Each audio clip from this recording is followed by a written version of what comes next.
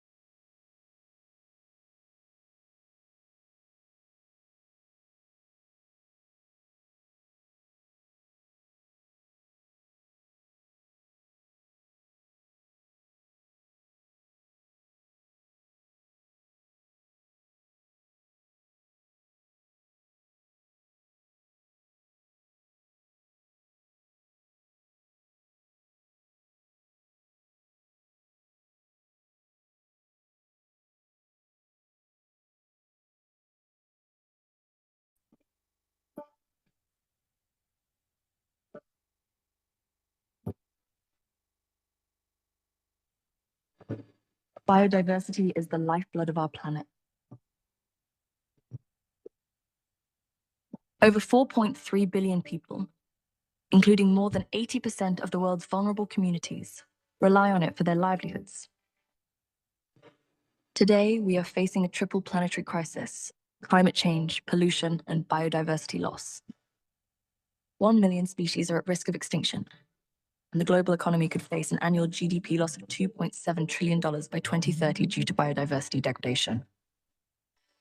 World leaders have united around the Kunming-Montreal Global Biodiversity Framework, a roadmap for reversing this crisis.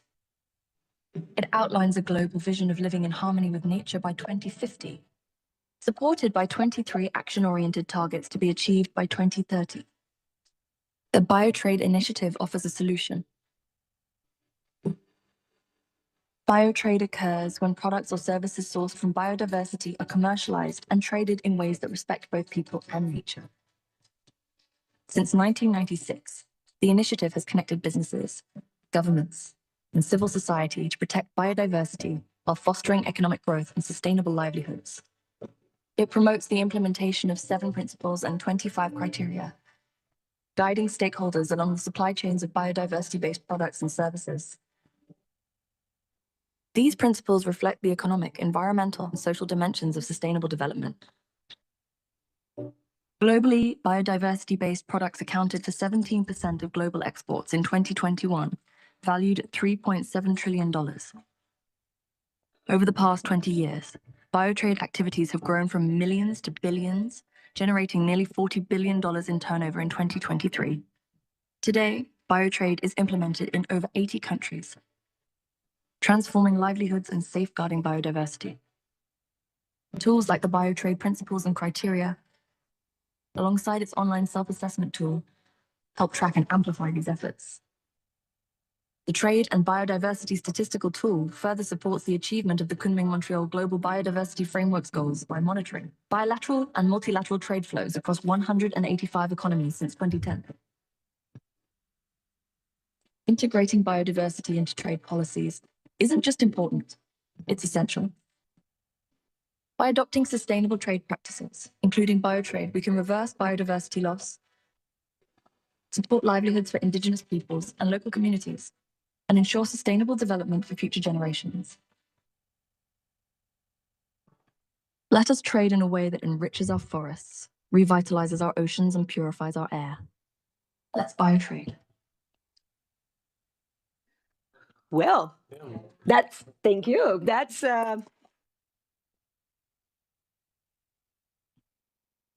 That is actually, this video is the reason our poor Lorena didn't have holidays during while we were all resting. Good job, Lorena.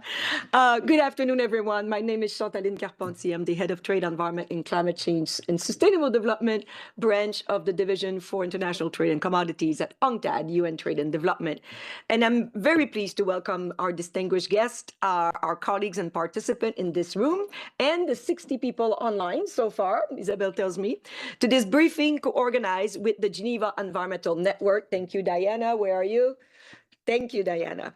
At this event, we will talk about some of the main outcome of the 16th conference of the parties to the Convention on Biological Diversity, the COP16, and share views on how trade can contribute to the Kunming-Montreal Global Biodiversity Framework, as well as how we can foster sustainable trade in support of the framework. And this is something that we wanted to bring here to Geneva because it's something that when we go to the COP, we talk a lot and people understand. But here, when we bring them to Geneva, there seems to be a bit of a disconnect. And we feel that it's important to have that reconnect.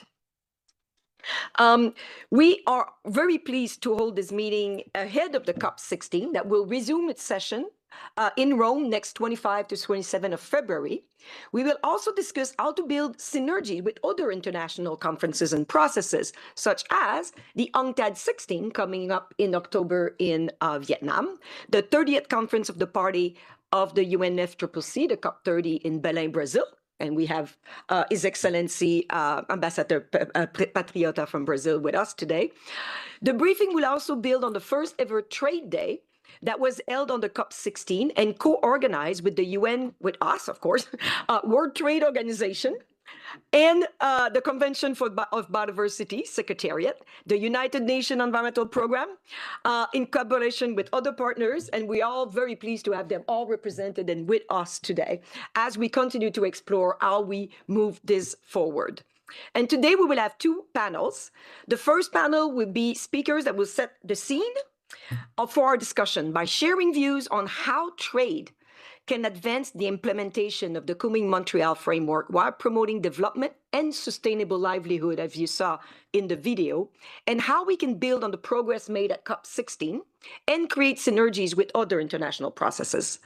The second panel will delve into the key COP16 outcomes, and we have somebody from the CBD to help us do that as well, and as well as some member state that will be speaking to this, and upcoming discussion on COP16 resume sessions, and share views on opportunity to foster sustainable trade on the way forward, including the road to CBD COP17. So, having said this, I would like to introduce our distinguished panelists, all friends, I must say. Ms. Luzma Maria de la Mora, Director of the Division for International Trade and Commodities. We're very lucky to have her as our new director. Not so new anymore, but His Excellency Guilherme de Aguiar Patriota, Ambassador and Permanent Representative of Brazil to the WTO. Happy to have you. Ludovine Tamiotti, Head of Environment Section at the Trade and Environmental Division of WTO. Thank you, Ludovine. My friend Azad, I haven't seen so long, Nagvi, Head of Economic and Trade Policy Unit at UNEP, and not the least, Ms. Karen Gaynor, Science Officer at CITES Secretariat. So, having said this, it is my pleasure to welcome our first speaker, Luzma de la Mora, Director of our division. Thank you, Luzma. Well, good afternoon, everyone. Thank you, Chantaline, for introducing us to this very timely panel. Thank you, everyone who is here at this room today with us, and also for those who have connected via online. Thank you for being with us today. I want to thank you on behalf of our UNCTAD Deputy Secretary General, Pedro Moreno, and welcome you to this briefing on achieving biodiversity goals through trade, building on the progress made at the 16th Conference of the Parties to the Convention on Biological Diversity. I am really pleased to recognize the Geneva Environment Network as partners for this event, and I feel very privileged to be here in this panel with such a distinguished group of panelists and experts. Thank you so much for taking the time to come here with us today. Well, let me start by mentioning that the 16th Conference of the Parties to the Convention on Biological Diversity, held in Colombia, Cali, in October of last year, So an unprecedented participation of 23,000 people. This marked a critical milestone in global efforts to tackle biodiversity loss. As you may know, currently more than 4.3 billion people rely on biodiversity for their livelihoods. And of them, 80% of the world's poorest and more vulnerable, primarily living in rural areas, depend directly on the survival of biodiversity. Let me share another key fact. Up to 40% of the world's land has been degraded, and the loss of biodiversity is accelerating. So these are somber numbers that intend to place us in the right context to try to work in the right direction. Biodiversity serves as a crucial natural defense against climate change. Indeed, it is the most resilient infrastructure, but that resiliency is decreasing with biodiversity loss. In this context, COP16 focused on advancing the Kunming-Montreal Global Biodiversity Framework, which is a comprehensive plan to halt biodiversity loss and protect ecosystems with a key goal of conserving 30% of the world's land and oceans by 2030, only 5 years away. One additional fact, 55% of global GDP, that is to say approximately $58 trillion, depend on nature. So aligning trade policies with the goals of the Kunming-Montreal Global Biodiversity Framework is crucial for halting biodiversity loss, restoring ecosystems, and above all, advancing sustainable development. We here at UNCTAD are proud to have played a role with our partners to ensure that the KM-GBF recognizes the role trade can play in advancing the framework's objectives, which can be done by promoting sustainable use, production, and consumption, and promoting socioeconomic co-benefits. Indeed, trade can generate opportunities in new sustainable value chains for local communities and indigenous populations whose livelihoods depend on biodiversity, thereby advancing sustainable rural development. The biotrade criteria and principles developed by UNCTAD can play a key role in supporting inclusiveness and sustainability objectives. A key moment at COP16 was the inaugural Trade Day, co-organized by UNCTAD, the WTO, the CBD Secretariat, and UNEP, all here with us today, as well as the CITES Secretariat. I want to thank you for your partnership and for being with us here today. The Trade Day at COP16 highlighted the transformative role that sustainable trade can play in halting and reversing biodiversity loss, with co-benefits to also tackling climate change and pollution and in achieving the Sustainable Development Goals.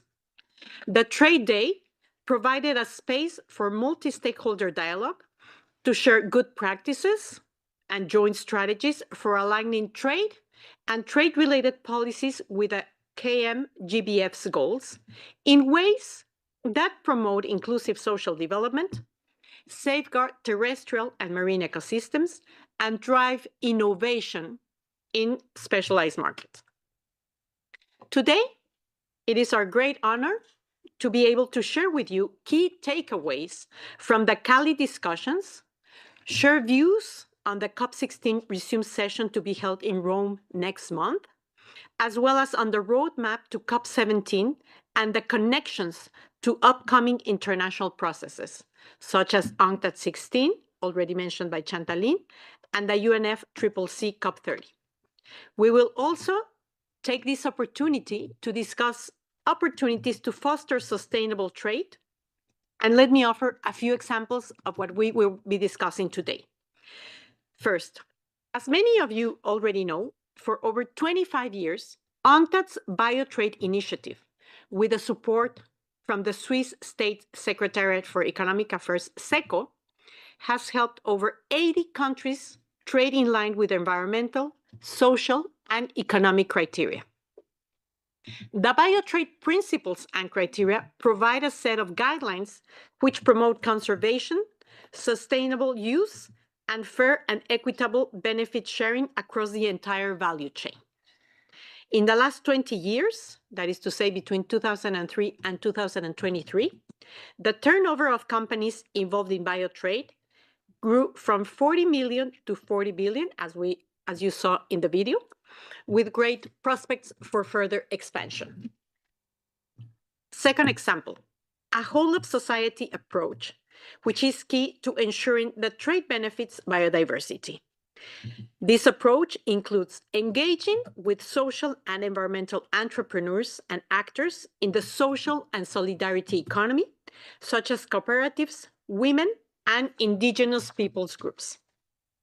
Third, this has to do with technical assistance and multilateral collaboration, which are crucial in helping countries better integrate biodiversity considerations into their trade policies and in the way they practice trade in every day. Through UNCTAD's three pillars of research and analysis, consensus building, and technical cooperation, we at UNCTAD stand ready to continue offering this support, as well as a space for dialogue and collaboration. We take this opportunity ahead of the COP16 resume session to reiterate a call for action to the trade and biodiversity communities to help accelerate the implementation of the Kunming-Montreal Global Biodiversity Framework in partnership with all relevant organizations and stakeholders. I want to thank you for your attention, and I wish you all the best in these discussions today. Thank you, Chantal. So much, Luzma. And indeed, this is, biodiversity is the infrastructure, of all infrastructure for the economy. And how perfect to have Ambassador Patriota speak right after you, because in its presidency, Brazil has put forward the idea of bioeconomy and also this idea of linking the COP30 that you'll be hosting with the presidency that you had. So we would love to hear from you more about the vision of Brazil on this idea of trade and biodiversity. Thank you. Thank you very much, Chantaline. It's a pleasure and an honor to be here, invited by you and the Geneva Environmental Network, and to be in the presence of such knowledgeable panelists from CITES, from UNEP, from UNCTAD, Director Luzma de la Mora, and from the CTE WTO. So I'm just wondering whether I'm the right person to be here at this moment, because it's such a broad range of issues that we're trying to interconnect. So I hope I can walk through this difficult sort of forest of issues and get out of it unscathed and not make a fool of myself. So anyway. Yes, we're moving towards COP30, but here I thought there was a connection between environment and trade, or biodiversity and trade. So these are different things. It means you're either looking at the CBD COP16, that was the Kunming-Montreal, and there's a target there, the target 18, and the 500 billion by 2030 reduction in environmentally harmful subsidies. So that's one very specific target that we are very aware of at the WTO, in particular in discussions on agriculture negotiations, agriculture reform. And as you know, Brazil put forward at the WTO a proposal to have a dialogue on sustainable agriculture. I see here Ulla from the agriculture part of the WTO Secretariat, always very attentive, present, and helpful in these discussions. Yeah, so we have a broad, it's a far-reaching proposal. It addresses all issues that you could think of regarding sustainable agriculture, because there's been such a concern there with food security, food security Also, the sustainability of agriculture as an essential economic activity, the link between agriculture and development. And if it's not sustainable, then it poses a question as to whether development will continue to happen in the future. So I think it's a critical subject. And we're still trying to narrow down a consensus as to how to approach this. We're going to have a retreat by the end of March. And the Kunming-Montreal target is one specific element in there. There are many others. In that case, I know that there was work was carried out in Cali to sort of further elaborate the target, a metric for the target. That raised some issues and concerns from countries that are big agricultural exporters like Brazil and Argentina. There was a concern that we were perhaps through the metrics changing or inverting the logic behind the target, because the target mentions environmentally harmful subsidies need to be brought down. And the metrics spoke of measuring the positive trade measures, trade measures that would be positive from an environmental point of view or a biodiversity protection point of view. So that's a bit of an inversion in the goal, which brings a lot of concern and worry for us, because when you go to the trade area where you negotiate legally binding commitments for members, of course, that the idea is that you would have some kind of pairing of an environmental goal with trade measures that seek to make trade freer, fairer, and less distortive. And there's a conjugation of both. So that's what we were kind of aiming at as when we proposed the sustainability of agriculture discussion at the WTO. So it's not that simple. There's a subchapter that country, Karen's group, but Australia in particular, and the OECD has studied this, that seeks to elaborate a more specific target, which is environmentally harmful agricultural subsidies. But that's to be discussed to the extent that it's both the trade and the environment component that are there. If you take this discussion to the WTO on a purely environmental logic, I think it will not fly. And it will be very difficult to move this forward, because if you're going to analyze subsidies in agriculture exclusively on the basis of its impact on the environment, whether it's reduction, biodiversity loss, or land use, emissions, increased emissions through land use and things like that, then the effect will always be negative. And you will get to the point where no subsidies should be allowed at all, ever. And you will have an issue also of food security and agricultural production. So our idea is, if it's both trade distorting and environmentally harmful, then it should be a priority target for reduction, and through reduction commitments within a negotiation that is legally binding within the WTO. Well, easier said than done. I mean, this is the idea. To carry this idea forward, I don't know, maybe another decade or two, or it needs a lot of convincing. Many countries are not necessarily very comfortable to have this discussion, because levels of agricultural subsidies are extremely high in certain parts.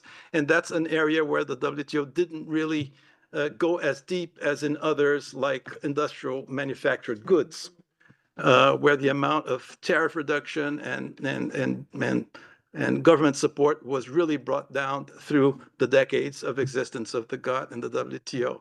But agriculture is lagging behind, and now we have this issue that many countries have locked in their levels of subsidies. They have these levels kind of consolidated as an allowance for them within the agreement on agriculture, to move them forward and beyond, and to make them accept reductions, extremely difficult, maybe on the basis of this conjugated approach between environmental goals and also reducing trade distortion. We could do something.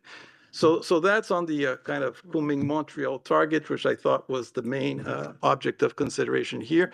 For COP30, it's true that we have like the 5 pillars, of mitigation, adaptation, climate finance, technology, capacity building. But within that context, for Brazil in Belém in the Amazon, I think there's a huge interest in moving forward this kind of bioeconomy concept. So bioeconomy concept is something, it's work in progress. Brazil is deeply committed and trying to further formulate this, clarify what it means. I think it's sustainable development in its three dimensions in a way, because it's the environment, it's the social inclusion, and it's the economic development aspect of it, all three together and mutually supportive. And that for us could be a way forward to maintain the Amazon preserved while allowing those who inhabit that particular ecosystem to survive and prosper in a way that is harmonious with the environment. You cannot just on the basis of preserving Amazon maintain the 40 million or so who live there in absolute poverty and vulnerability. So you have to find a concept for them to live. Some of this has origins even in indigenous people's culture. They have lived there for many years without destroying the forest. So I think they have a lot to say and a lot to teach. And we're meaning to have this as an important element of COP30, alongside many other elements. We have a lot of things to do that were not completed yet, including adaptation targets, kind of finalizing the Paris Agreement rulebook. And the idea is that if we can do that from COP30 onwards, we can move from negotiation towards implementation of commitments. So that's the sort of the critical shift that we would like to see. We would also like to see developed countries move their targets upfront forward from 2050 to 2040, their emissions targets. And also on the finance side, I think we have a lot to discuss, but everything is overwhelming. We're going to have a trade day at COP. In that trade day, there are movements to have an ag sustainability discussion within the trade day, and there you can have a spot also to further discuss the metrics and all the goals of the CBD and Target 18. So thank you. Thank you so much, Ambassador. And I knew you were the right person to talk about this. That's right, putting all these pieces together. And it is indeed one of the unresolved issue of COP16 is the link between the climate and the biodiversity. And there's a lot of discussion about the biodiversity credits and whether they should be a whole market on its own or it should be tagged to the climate market. And so there is a lot of linkages that have been explored but not brought to fruition and are complicated. Like in that one element, I left out all the unilateral measures. But that's a very big chapter. I can speak more about that if you want. So EUDR, CBAM, IRA, so on and so forth. Thank you, Ambassador. I'm sure you could. I've heard you speak to it, and I'm sure you could say a lot. We will prevent you from getting in trouble by moving to the next speaker.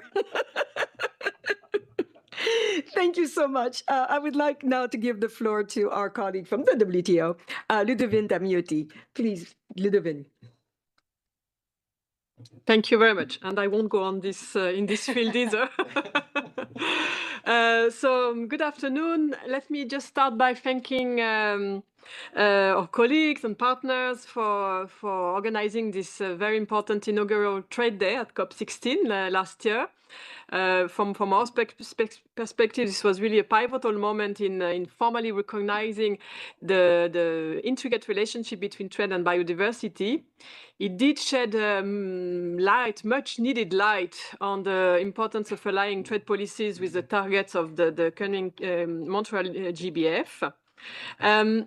The discussions going to the core of the discussions at Trade Day, it did bring forward the role of trade policies, such as preferential tariffs for biodiversity-friendly products, voluntary sustainability standards to guide production and consumption, and green government procurement as well to leverage public purchasing power for sustainability goals. So what does this mean for the WTO? In recent years, WTO members have demonstrated an unprecedented momentum in exploring the role of trade of trade policies in environmental protection. Across different fields of work, of substance, a lot was done in relation to climate change, but there is also very important things happening that are relevant to biodiversity.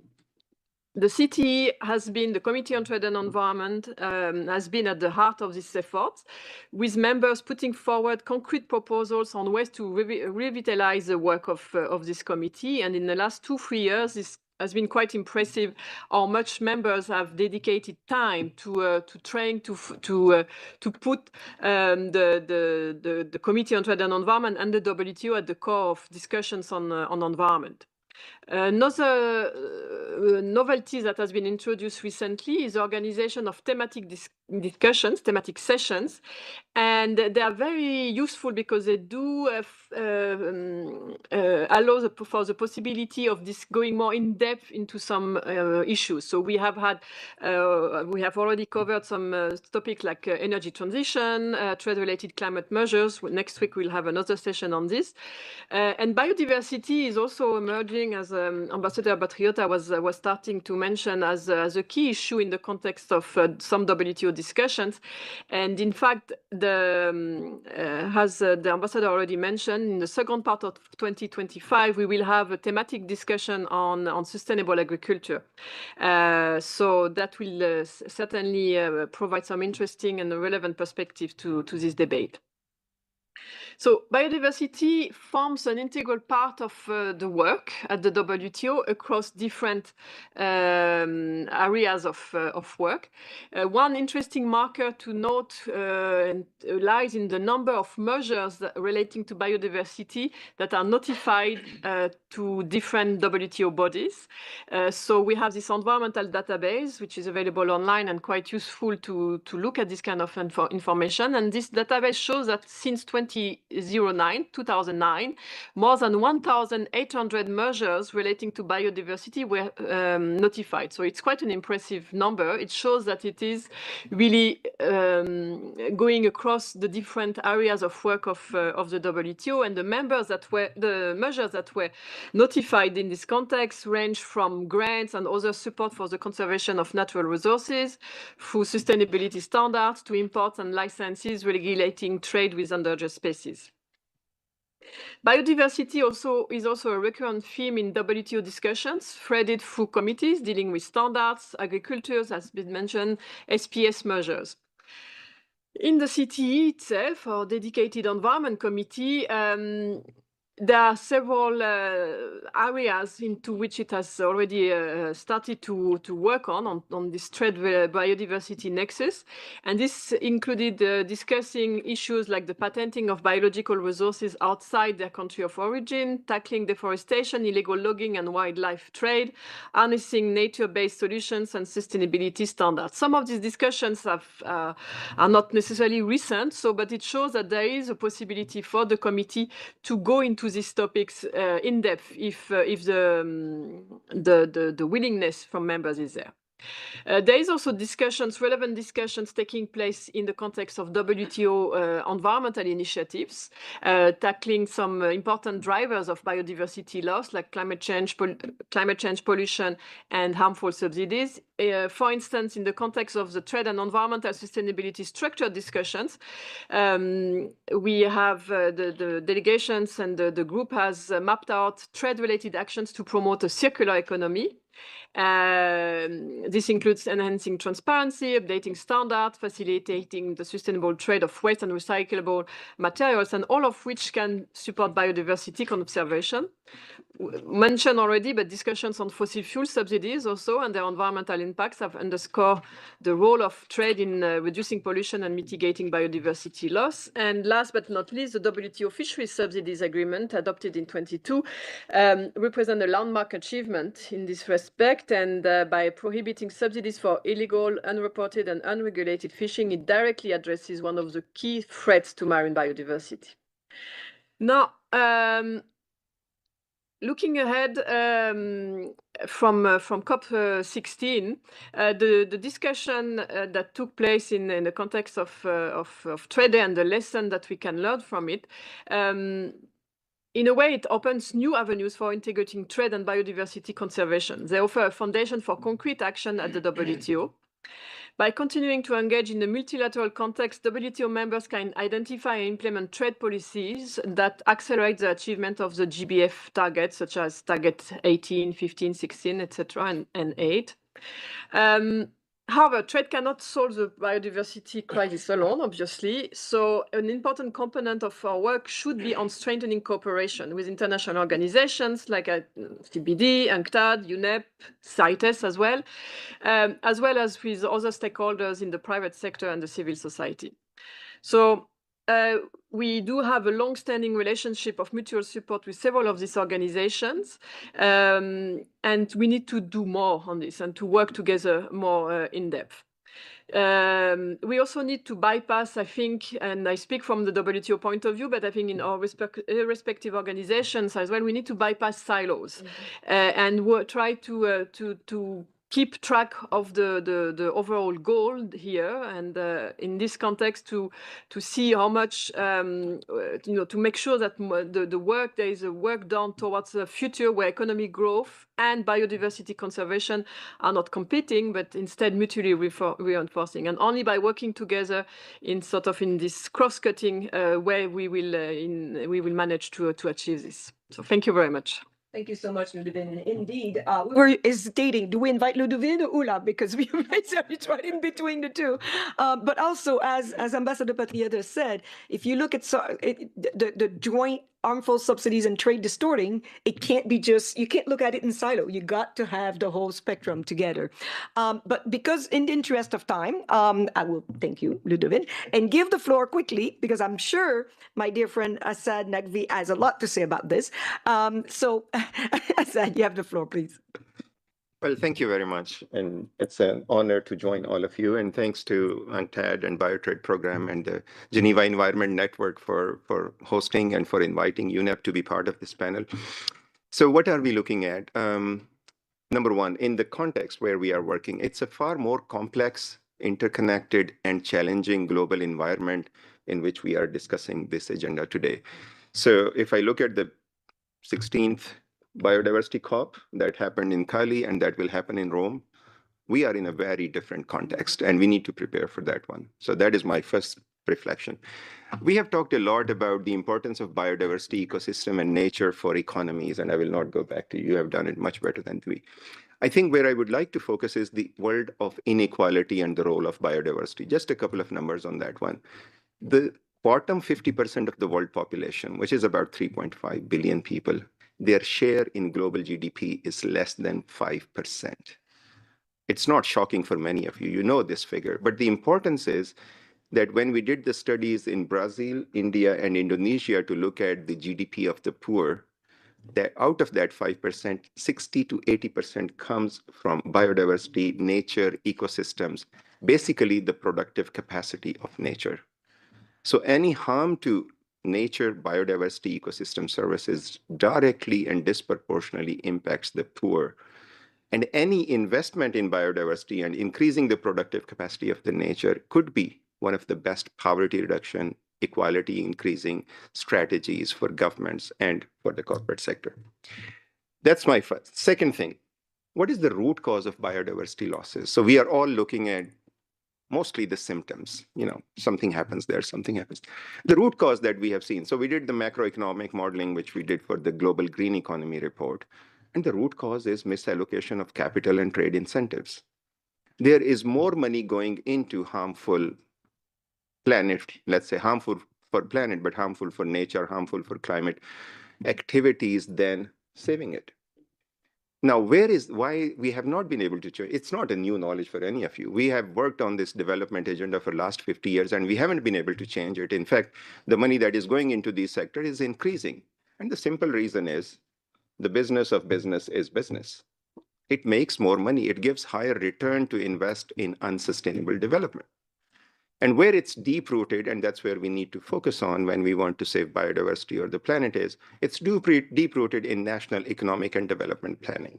It's deep-rooted in corporate business strategies. It's deep-rooted in our individual consumption choices. We are looking for the cheapest product. That's it. Whether it's harmful to environment or not, that's a second priority. Corporations, the business is business, so they want to make profit. And the governments want to run economy. We say that there are harmful subsidies, and I think you have alluded to it. But of course, government sees some benefit in it, and that's why they are investing in those areas. So we have to look at that. we need to change the incentive structures. And let's start looking at how do we change it? Where do we need to go from there?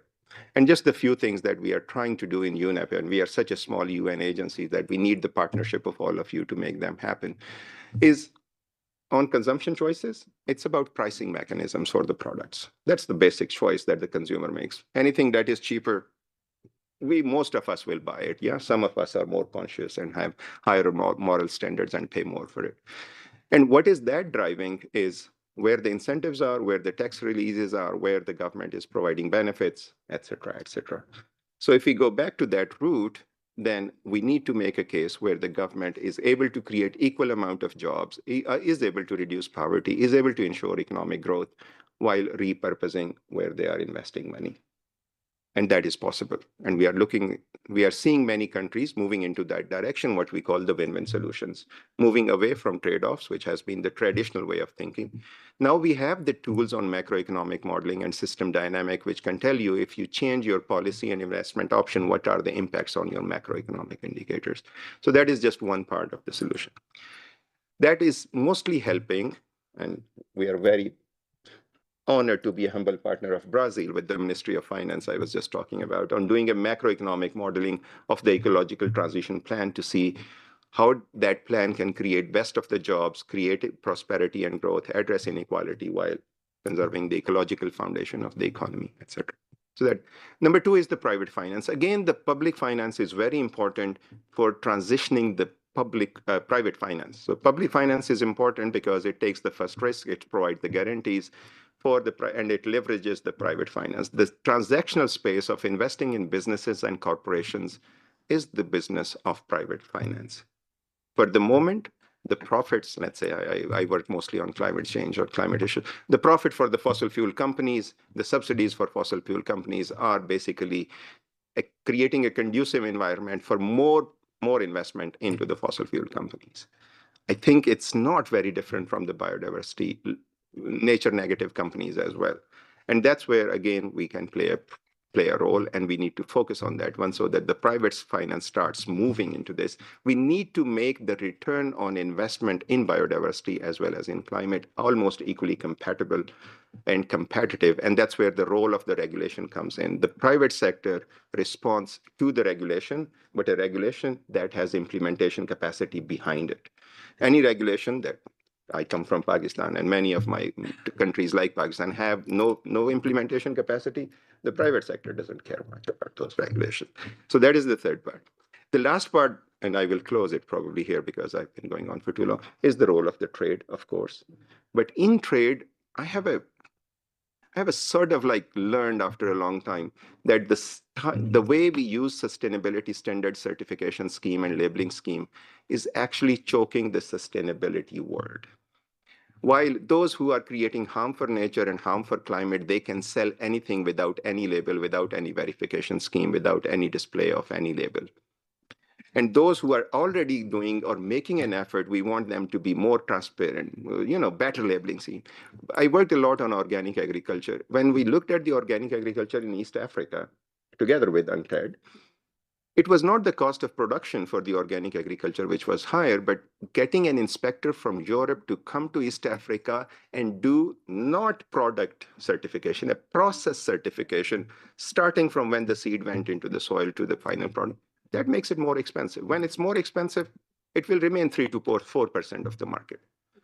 I think we need, in trade and certification scheme, we need to move to raise the bar of the regulation for the whole sector, whether it's agriculture. The example that we have created in the world is energy labeling of the electronic appliances. On everything we have a label, it's A efficient, B efficient, C efficient, and consumer has a choice. That should be the way trade should move, that we need to label it on all those things. That will require investment. The investment should come from the private sector. The private sector not invest until it is de-risks. That's where the public sector comes in. And then that's where the opportunities are for public-private partnership, for the blending finance and everything that is going on. Now, there is the job creation agenda. And I will just quote the Director General of ILO, who said, there will be no jobs on a dead planet. We need to save the planet. I will just add, there will be no trade on a dead planet. There will be no economic prosperity on a dead planet.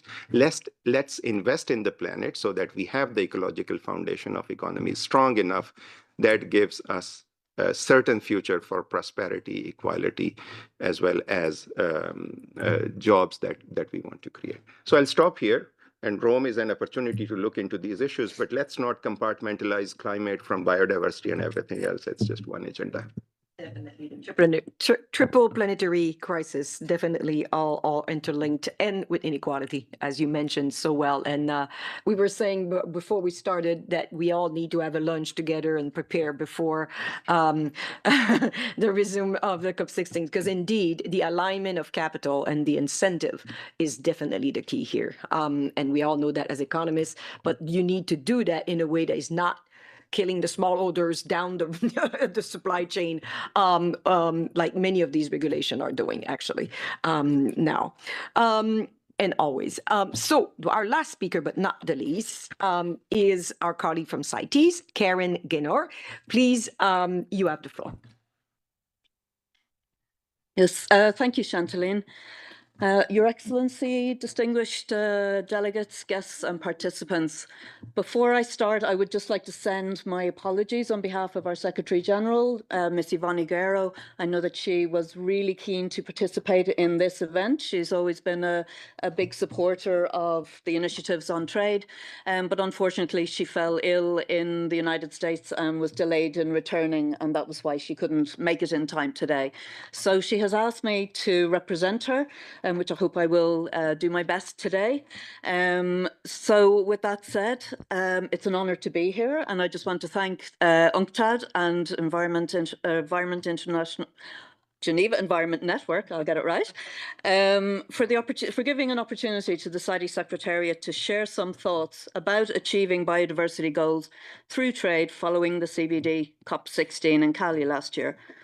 We congratulate UNCTAD for picking up this topic as we move forward from decisions to action, which is where we're at now. Of course, at the heart of our work in CITES lies a fundamental understanding that well-regulated, sustainable trade can contribute positively to biodiversity conservation. CITES regulates international trade in more than 40,900 plant and animal species listed in its appendices, with the aim of ensuring that this trade does not threaten the survival in the wild of these species. So CITES directly supports the goals of the Kunming-Montreal Global Biodiversity Framework, particularly targets 4, 5, and 9, which focus on sustainable use, harvesting, and trade of wild species for biodiversity and people's livelihoods. Let us briefly reflect on the key outcomes of COP16 that directly impact trade and conservation. Firstly, COP16 recognised the need for multilateral cooperation across conventions, including CITES, CBD, CMS, the World Trade Organization, and the Global Biodiversity Framework. And as we've heard from many speakers, harmonising trade policies with biodiversity objectives will help ensure that global commerce operates within ecological limits. Secondly, COP16 confirmed the global commitment to sustainable use and trade, particularly with the adoption of Decision 16/15 on sustainable wildlife management, and also Decision 16/20 on plant conservation. And the adoption of these decisions reinforces the concept that wildlife and plant resources, when traded responsibly, can provide livelihoods, generate revenue for conservation, and empower local communities. And finally, at COP16, the KMGBF underscored the importance of addressing trade as a possible driver of biodiversity loss, whilst harnessing its potential as a force for conservation. And this dual perspective on trade is central to our work at CITES. You've often heard that CITES stands at the intersection of trade and conservation, and it is the Secretariat's belief that trade, when managed responsibly, can be a driver of biodiversity conservation. CITES directly addresses the sustainability of international trade by requiring that trade in CITES listed species is legal, by ensuring compliance with international and national laws. It is sustainable by requiring that exports are based on what we call non-detriment findings, or NDFs, which are scientifically based assessments to determine if the trade will have a negative impact on wild populations of the species being traded. And lastly, that it is traceable by using permits and certificates to track the movement of specimens in trade. And this core function aligns seamlessly with Target 5 of the KMGBF. CITES is also at the forefront of global efforts to combat illegal trade. CITES empowers its parties to implement trade regulations that align with Target 5 by helping governments to build their capacity and to comply with CITES regulations and obligations. The Convention fosters local actions that contribute to global biodiversity targets. And it's important to understand that we have a very wide global reach with 185 parties. So the activities that CITES does at a national level is to assist with the development of national legislation to regulate trade, supporting the establishment of scientific and management authorities to oversee trade compliance, and providing tools and guidance for conducting these NDFs to ensure that trade is sustainable. And also ensuring that Indigenous people and local communities receive their due benefits from legal wildlife trade. And finally, harnessing the potential of information and communication technologies for the CITES permitting procedure, which is a key instrument for regulating CITES-listed species. So colleagues, as you know, it is impossible to achieve these objectives alone. We need strong partnerships like the one that we already have with UNCTAD. We would like to acknowledge our strong partnership with UNCTAD through the bio-trade program in the Oceania region, notably our work on Queen Conch, which I've been actively involved in over the years. And this contributes to the sustainable trade of this marine species, and it helps the communities who are involved in this trade. And one other partnership we would like to highlight is with the Asakuda program, with which we have jointly developed the off-the-shelf solution called eCITES solution. I'm happy to report that Mozambique and Sri Lanka have opted for this solution. Since last year, the Secretariat and Asakuda have started joint feasibility studies for electronic permitting systems, combining our respective strengths on the topic. So colleagues, ladies and gentlemen, I would like to conclude by reinforcing that together we can transform trade into a tool for conservation, a driver of sustainable development, and a beacon of hope for the future of our planet. Thank you. Thank you so much, Karen, for your concise but very powerful delivery. And indeed, this idea of breaking the silos. So the blue biotrade, the Queen Conch, we're doing with our ocean program. And just for those that don't know, Asakuda is the UNCTAD program on digital customs that is typically for just the trade of goods. But in this case, it's put to help. I thought it was so interesting. Help the custom agent to actually distinguish between a legally traded species versus a non-legally species. What do the bird difference is or the mammal differences? So I find it fascinating. But we are running out of time, so please join me in thanking our colleagues. Please stay for the picture, and then if we could ask while we take the picture for the next speakers to come forward so we can start on time. Thank you so much.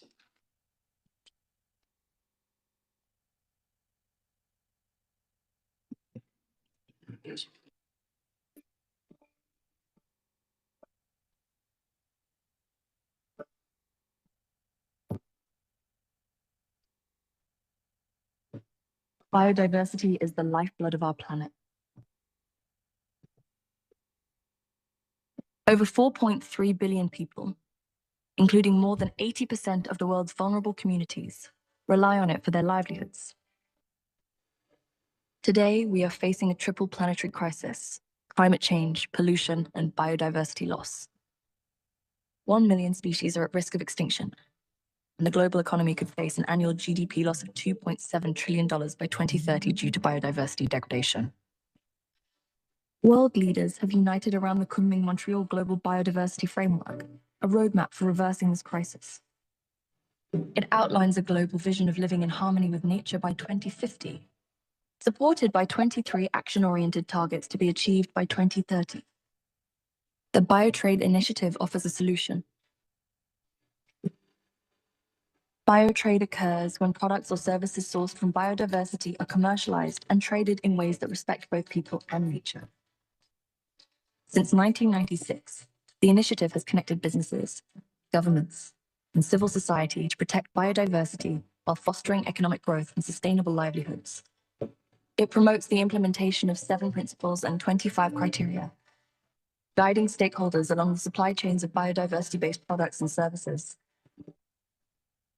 These principles reflect the economic, environmental, and social dimensions of sustainable development. Globally, biodiversity-based products accounted for 17% of global exports in 2021, valued at $3.7 trillion.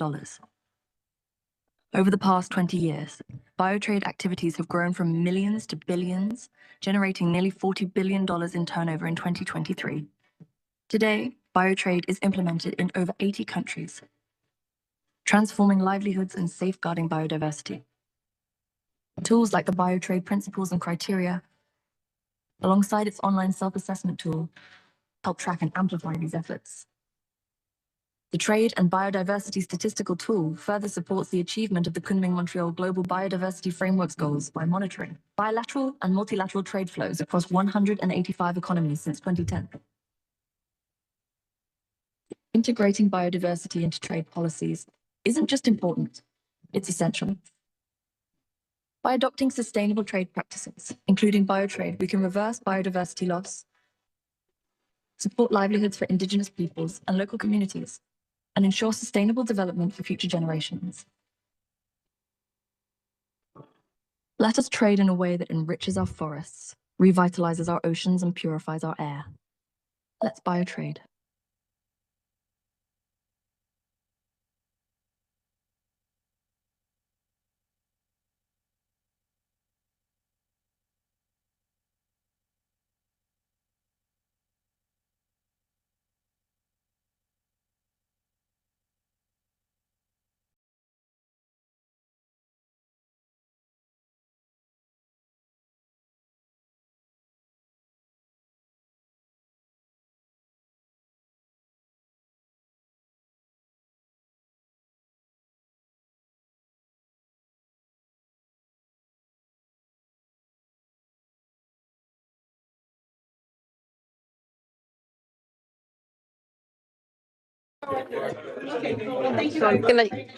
Chantaline is going to the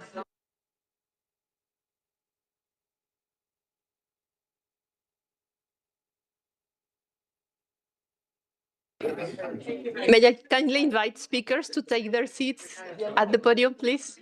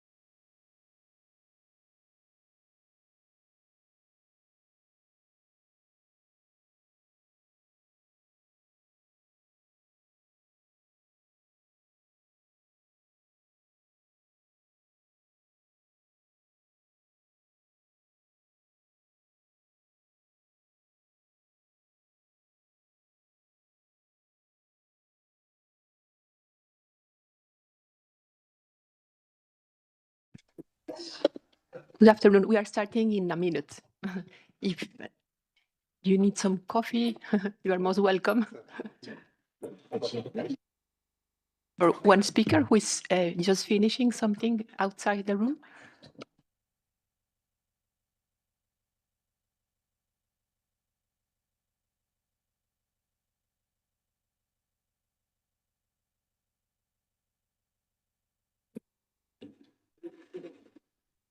So, good afternoon. My name is Soledad Leal, and I'll be moderating this session. Thanks so much for your interest and your participation today. So, as Chantaline mentioned, in this session, we are going to have a more focused discussion on the outcomes of COP16 and opportunities to foster sustainable trade. So for this session, we have a wonderful group of speakers representing a diverse set of views, and I would like to introduce them all and then give them the floor in a few minutes. So we will have for the session on a sub-segment on COP16 outcomes. We will have Mr. Eduardo Ruiz Botero from the Colombian mission to the United Nations, to be followed by Mr. Takahashi from the Secretariat of the Convention of Biodiversity. And then delving into the trade implications, we will have Chantaline Carpentier, who just moderated our first session, who is head trade environment, climate change and sustainable development at UNCTAD, to be followed by Ms. Svetlana Chovanova, who is legal officer at the World Trade Organization. And then I will give the floor to Ms. Beatriz Fernandez, who is program management officer at UNEP. And then to Mr. Andreas Obrecht, who is a policy lead at the World Economic Forum. And then to Mr. Michel Mann, who is president of Man Americas, Man and FIS. And then to Ms. Ellen Harutyunian, who is counselor at the Permanent Mission of Armenia to the United Nations. So as you see, we have an interesting mix of views. So without further ado, I would like to invite Mr. Eduardo Ruiz Botero to share views on COP16 as host. So Mr. Ruiz Botero would share with us Colombia's leading role in connecting trade and biodiversity and what hosting COP16 meant to Colombia. You have the floor. Thank you. Thank you very much, Soledad. And thank you very much to UNCTAD and the Geneva Environment Network for this invitation, so that we can share our impressions as hosts of the results of COP16 and naturally the work that remains going forward to resume session in Rome. The first thing I'd like to say is that the government of Colombia put great work into making this a COP that's going to achieve many milestones, and we're very happy to say that it is one that did.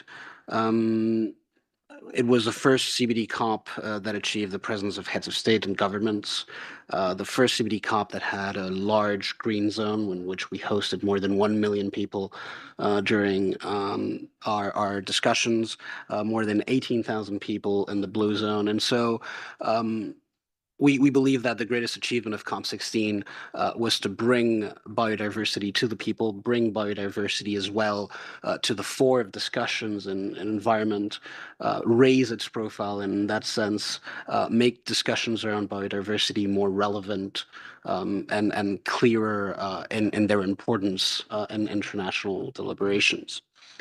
We were also very happy to launch the Global Coalition for Peace with Nature, which accumulated 31 countries plus the European Union in support of it.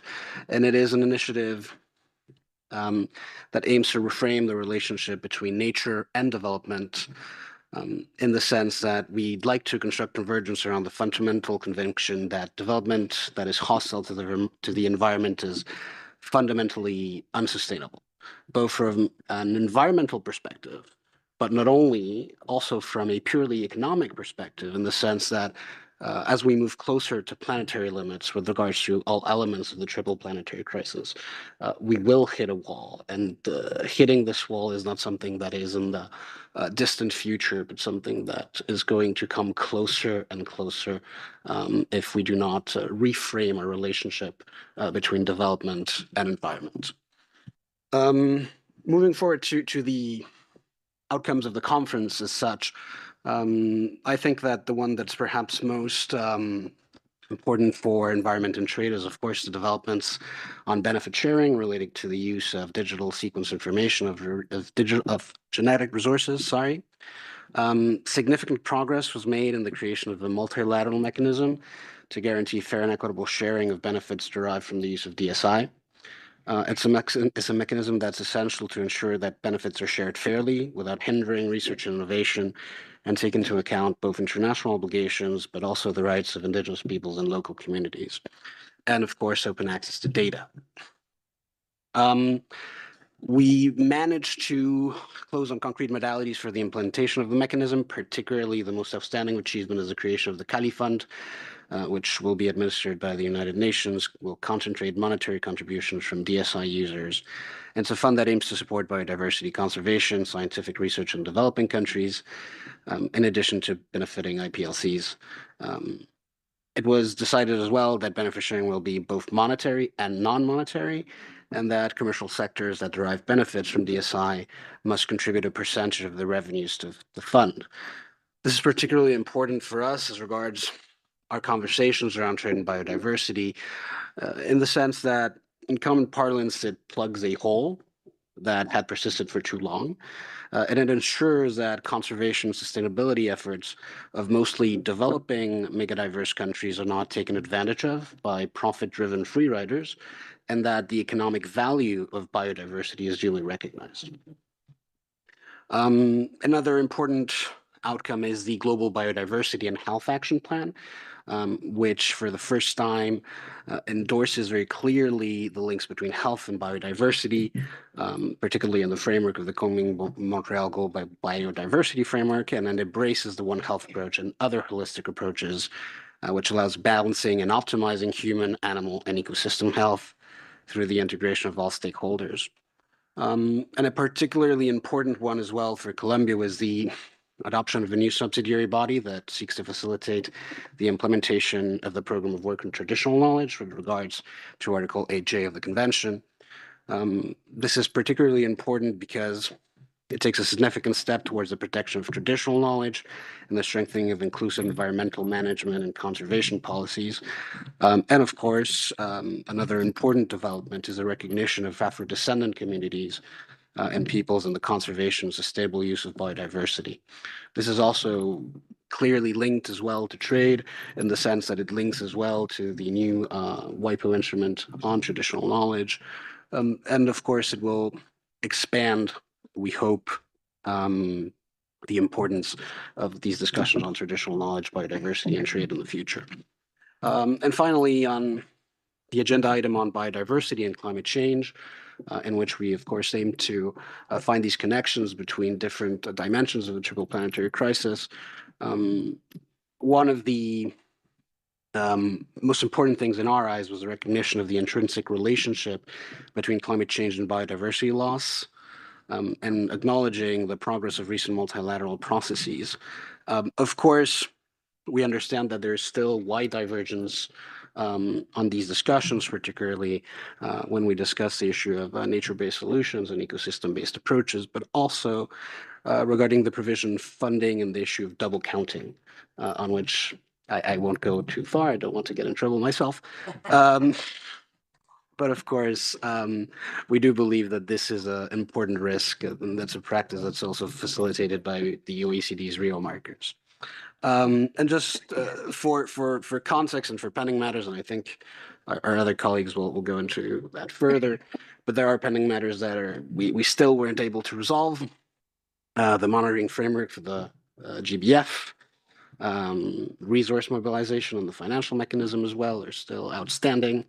Of course, the issue of cooperation with other conventions and IGOs, the multi-year program of work of the COP, and the matter of the appointment of the executive secretaries. But we do believe that COP16 was a show that multilateralism still works. Perhaps it works more slowly than in the past. Perhaps it takes more time and more effort, but we can reach important solutions to important problems And we're very happy to have been the host of it. We're also very happy to continue to preside over the discussions of CBD COP in Rome next month. And hopefully we can make further important developments as we close the business of CBD COP16. Thank you very much. Thank you, Mr. Ruiz, for your intervention. I would like to invite now Mr. Hirotsugu Takahashi from the CBD Secretariat, who's going to speak about some key COP16 outcomes and pending items to be addressed next month at the resumed session. Thanks so much for coming all the way from Montreal to be with us. You have the floor. Thank you for a kind introduction. Excellencies, distinguished participants, thank you for having me today. It's a great honor to be speaking on behalf of the Secretariat of the Convention on Biological Diversity. As Mr. Ruiz articulated, COP16 in Colombia is called People's COP. It's also often framed as Implementation COP.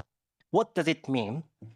In essence, COP16 was where countries reviewed the progress after the adoption of KMGBF using national biodiversity strategies and action plans, which is also known as NBSAPs. Then how did countries review the progress? In a nutshell, COP16 assessed each country's national targets under NBSAPs to ensure alignment with KMGBF. Now let me move on to the details of the outcome of COP16. At COP16, countries adopted 29 decisions. Today, I will briefly highlight 4 decisions that have implications for trade and potential opportunities. First, as Mr. Ruiz mentioned, the agreement on digital sequence information on genetic resources. It's also known as DSI. In simple terms, countries agreed that industries in specific sectors should contribute to a fund called KALI Fund, established under the multilateral mechanism. This agreement ensures that if companies commercially benefit from digital data that includes genetic resources, such as DNA or RNA, etc., those companies should contribute a portion of their profits or revenues. The collected fund will be allocated to where it's needed, following agreed certain criteria. Coming back to the specific sectors I mentioned earlier, they include pharmaceuticals, nutraceuticals like food and health supplements, cosmetics, animal and plant breeding, biotechnology, and more. Many biodiversity-based products and services are globally traded within these sectors. In other words, this agreement could potentially affect private sectors directly or indirectly, perhaps whether through customers, supply chains, or trading partners. Now let's move on to the next agreement, which is mainstreaming of biodiversity within and across sectors. This agreement outlines steps forward for integrating biodiversity conservation across sectors, including global economy, where trade plays a significant role. For example, a structured overview will be developed based on the information collected from countries as well as relevant stakeholders. This structured overview will highlight existing good practices, tools, mechanisms, guidance, and relevant solutions to support biodiversity mainstreaming. Other important agreements that are related to the trade community are sustainable wildlife management and plant conservation. As Ms. Karen Gaynor, is it correct to pronounce? Sorry, mentioned before, countries agreed that Secretariat of the CBD will collaborate with CITES to prepare global guidance on sustainable wildlife management. Additionally, upon plant conservation, countries reached the consensus on voluntary and complementary actions to support the implementation of KMGBF. One notable action is to identify wild plants that are currently or likely to be threatened by unsustainable or illegal trade. Hopefully, many governments will draw on these voluntary and complementary actions to support the governments in implementing CAM-GBF. I will also, these are decisions that I wanted to talk about for decision, but I will also touch upon the resumed session of COP16 as well, which is scheduled for the end of February. There were several agenda items that couldn't be addressed at COP16 in Colombia due to time constraints. So one of the most important items is, like Mr. Ruiz mentioned, the monitoring framework for CAM-GBF. Basically, this decision lists all indicators agreed upon by countries to track progress. In terms of trade, the Trade and Biodiversity Database, which is also known as TRABIO, developed by UNCTAD Biotrade Initiative, is expected to serve the data for indicators such as Target 5. In conclusion, by leveraging these agreements, as we can work toward a future where biodiversity is valued not just ecologically, but also as a cornerstone of sustainable economic growth. Thank you for your attention. Thanks, Mr. Takahashi, for your intervention. I would like to give the floor now to Chantaline Carpentier, who will share some examples of how UNCTAD has been supporting developing countries in the trade and biodiversity interlinkages and in fostering sustainable trade. And she's going to share also how UNCTAD is contributing to the achievement of the CAM-GBF targets. You have the floor. Thank you. Sorry if you have to hear me again. I'd like to build on what's the previous intervention and just quickly, in the context of the Kunming-Montreal framework that requires a holistic and integrated approach, COP16 recognized that trade and trade policies and measures can support the delivery of the framework and its target in very concrete ways by incentivizing sustainable use, production and consumption, which has been mentioned before, and promoting socioeconomic co-benefits. I'll share some views, as Soledad mentioned, on some key concrete example on this, based on the work that we've been doing at UNCTAD, and you've seen the videos, so apologies if I repeat some of this, but in my intervention, what I'd like to do is basically quickly go over the work that we're doing on biodiversity and trade at UNCTAD and Biotrade Initiative, and then how it advanced the Kunming-Montreal framework. And then maybe some forward opportunities, though that would be more in the last panel, right? So in addition to the Biotrade Initiative, which you've seen in the video, launched in 1996, UNCTAD activities in support of positive trade and biodiversity agenda manifests itself in 3 other ways. In one I've mentioned earlier, which is the ocean economy, so the blue biotrade that was mentioned, as well as some other, the blue finance that we're working on, and some others. The SMEP program, I think my colleague Enrique is in the room at the end there, where we tackle biodiversity loss by reducing pollution in key sectors in developing countries, and actually a forthcoming paper looks at actually measuring actual biodiversity benefit resulting from pollution reduction and resource efficiency through the SMEP intervention. And then the Trade and Biodiversity TRABIO, that our colleague from the CBDs just mentioned, which is a statistical tool that support the achievement of the goal and the implementation of by monitoring bilateral, multilateral trade flows for 185 economies since 2010, which we didn't have the capacity to do before. So basically, the Biotrade Initiative and how it contributes to the Kunming-Montreal framework. When trade is sustainable, and this has been mentioned a few times, it can help conserve biodiversity and its ecosystem services while supporting local communities. Their livelihood, and this is often indigenous peoples, women, local communities, association, cooperative, by connecting them to global value chain and offering economic opportunities for diversification, and for the countries and for the regions. This is why UNCTAD developed the Biotrade Initiative with 7 principles and 25 criteria with our partners to align with the CBD. As many of you know, this initiative promotes sustainable trade and biodiversity-based products such as personal care, food, phytopharma, amongst others, and services such as sustainable tourism. creating incentive for conservation by these population while sustainably using the biodiversity, which is recognized by the CBD, as mentioned before. So biotrade works span over 80 countries. You saw that beautiful map, contributing significantly to the socioeconomic development and biodiversity conservation and increasing revenues and market share for its beneficiaries. I'll give you an example in South Africa. Biotrade intervention made through the ABS Capacity Development Initiative, a partner, has created over 3,700 permanent and seasonal jobs, increased the turnover of its beneficiary companies by 51% in local sales and 178% in export sales, and contributed to more than 6,000 hectares managed sustainably.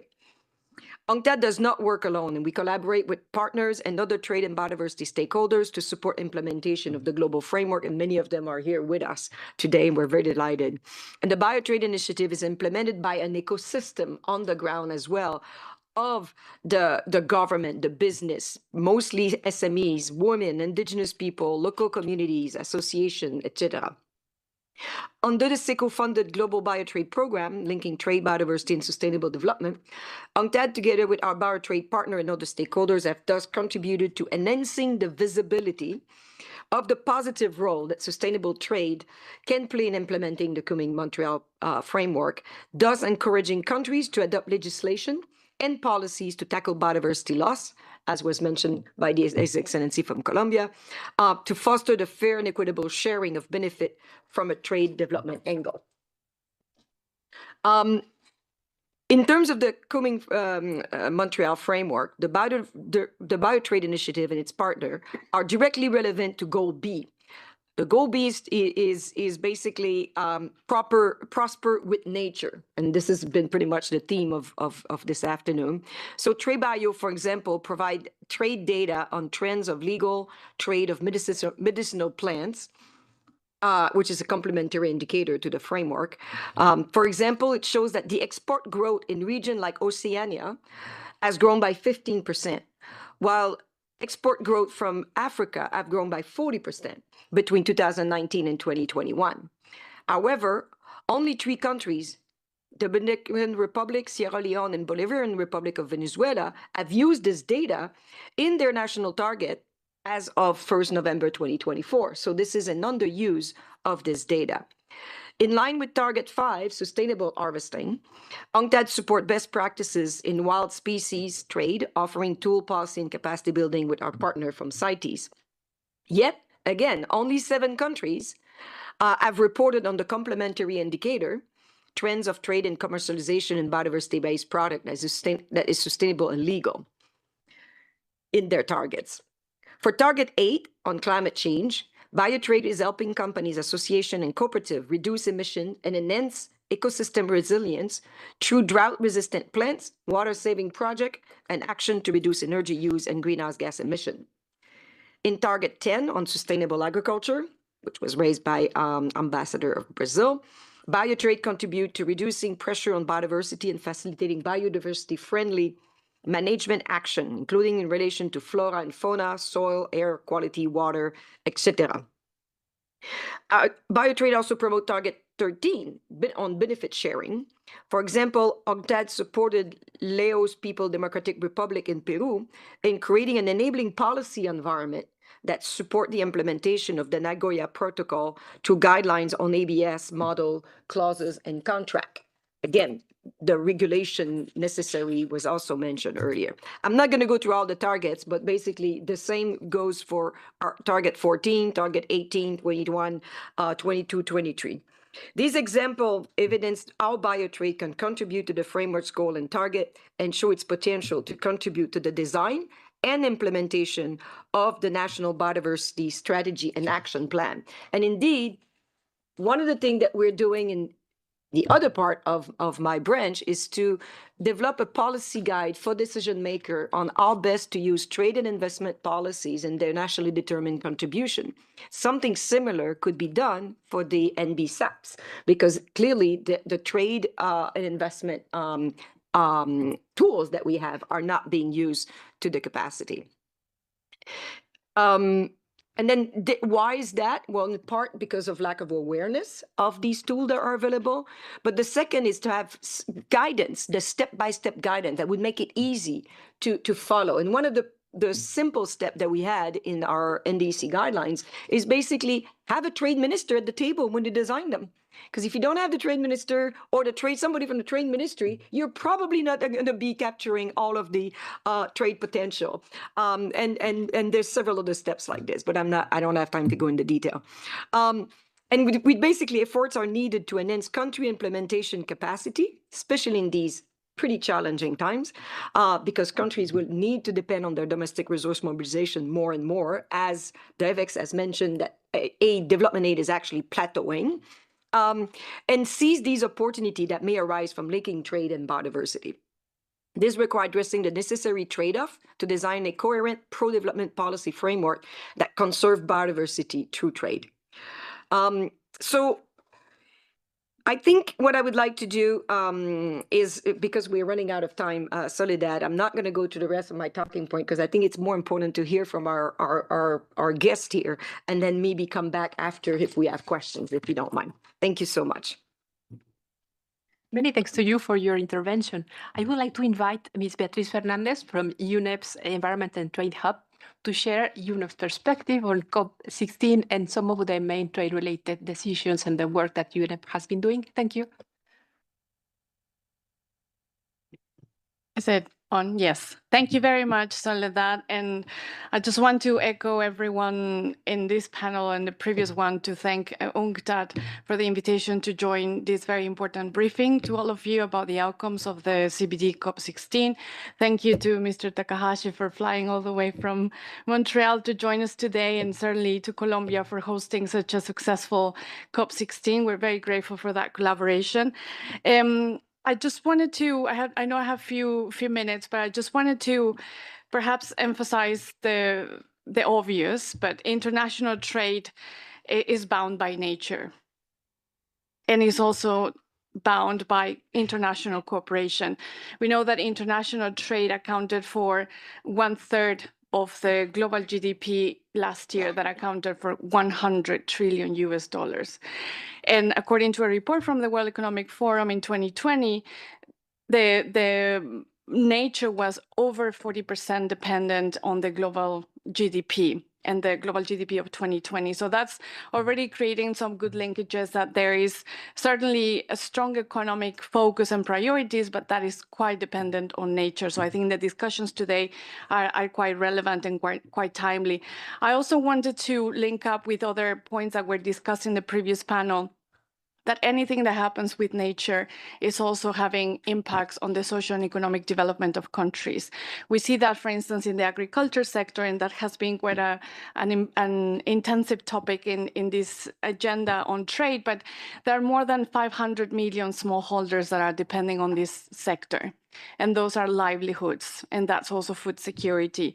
And certainly any disruptions on trade patterns on this sector is also threatening, for example, food security for a global population of 8 billion people, but it can also affect the contribution of this sector to the global GDP that is estimated to be 4%.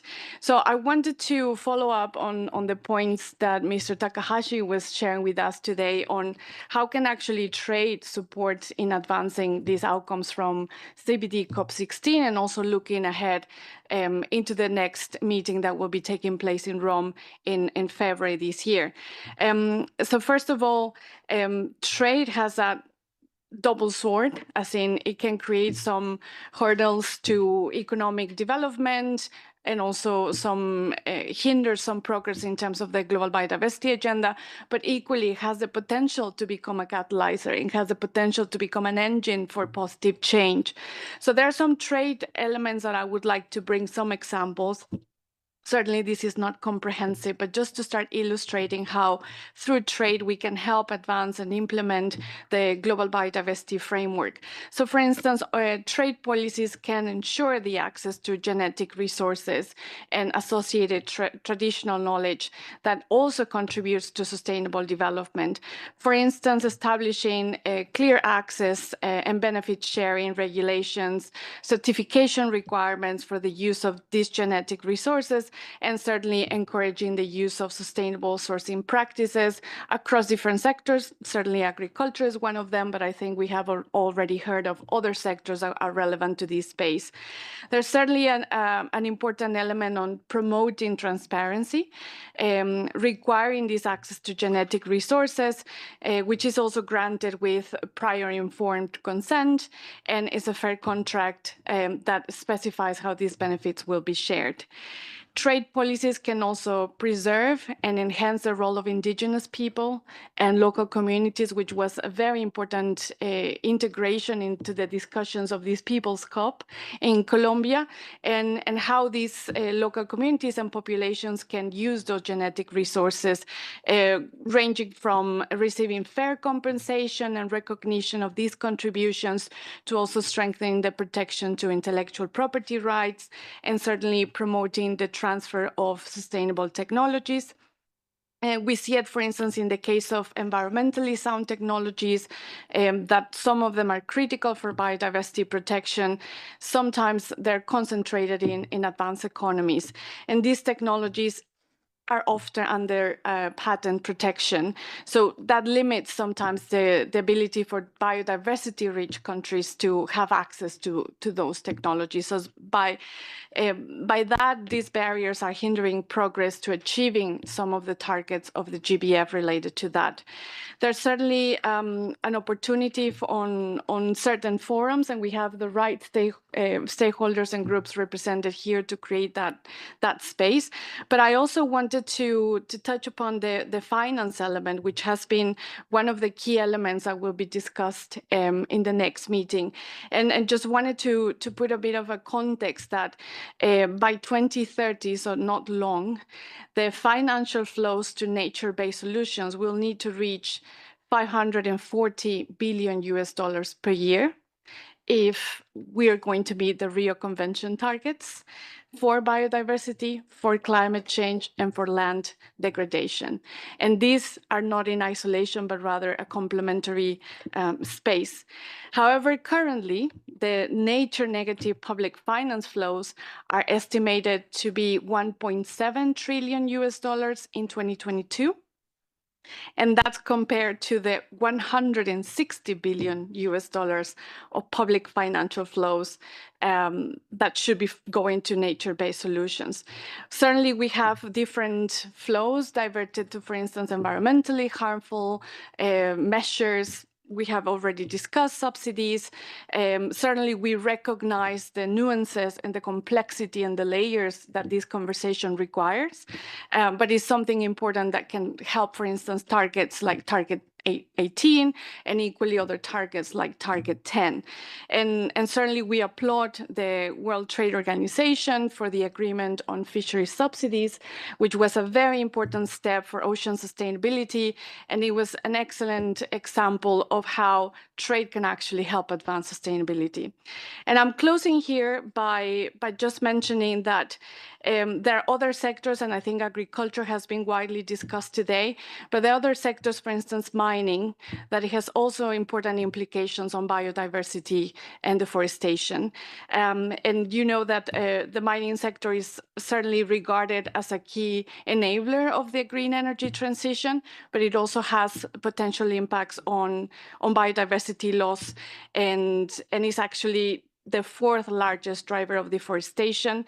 There's 84% globally of direct mining-related deforestation that is concentrated in 10 countries. But the good news is that there are already international efforts, such as the UN Secretary General's panel on critical energy transition minerals.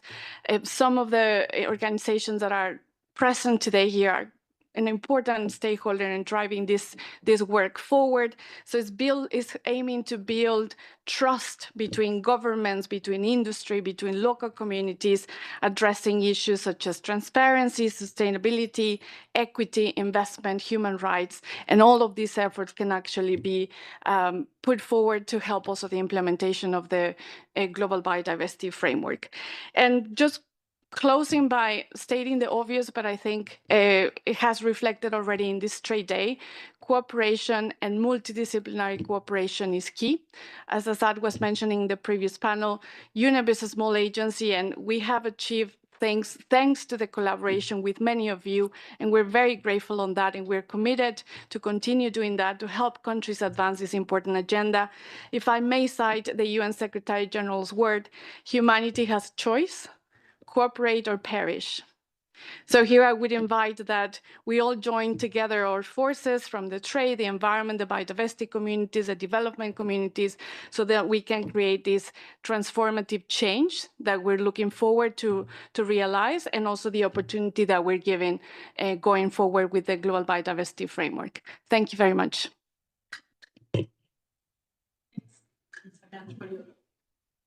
Thanks for your intervention.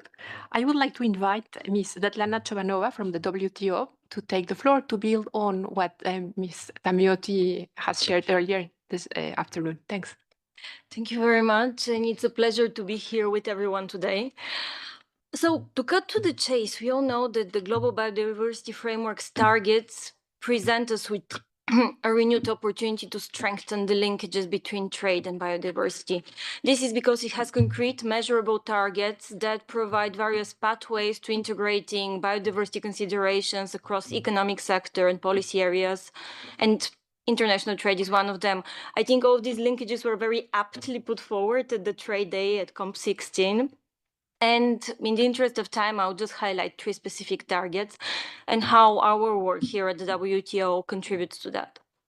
So first of all, target 7, it focuses on reducing pollution, and that includes specifically plastic pollution to levels that are not harmful for biodiversity.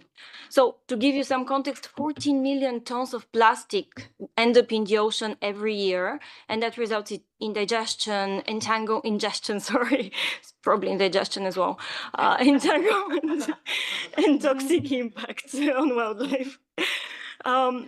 And studies show that almost 800 marine species are affected by plastic pollution. So one of the new environmental, not so new actually, environmental initiatives at the WTO, the Dialogue on Plastic Pollution, has made great strides in formulating the role of trade in this regard. It focuses, for instance, on increasing transparency of trade flows in plastics, and actually a recent study shows that plastics account for at least 5% of global trade. And this is if you're not taking into account certain hidden flows of plastics, like plastic incorporated in other goods or plastic packaging. So very important role of trade here. And members of these initiatives also work on deploying trade strategies in order to reduce plastics harmful to the environment, including biodiversity. And thus, this is an important work that lays the groundwork for coordinated global, hopeful efforts that are critical to mitigating the negative impacts of plastics. Second, targets 15 and 16 on sustainable production patterns and consumption choices. And these targets specifically emphasize sustainability and transparency along the value chain. In this respect, what we've seen is that trade policies by our members increasingly reference and incorporate voluntary sustainability standards to achieve sustainability outcomes. And now through the rules of the WTO, like rules on standards, trade facilitation, and some specific tools like the TBT Code of Good Practices, for instance, they provide key foundational elements for evaluating how credible voluntary sustainability standards are and how much they contribute truly to sustainability. Things like transparency, accessibility, stakeholder consultation. And keeping up still on targets 15 and 16, one way of achieving them is through circularity. And in fact, resource extraction and processing of materials, fuels, and food accounts for more than 90% of global biodiversity impacts. So again, important contribution of circularity here, and members part of another initiative, Trade and Environmental Sustainability Structured Discussions, the TESD initiative.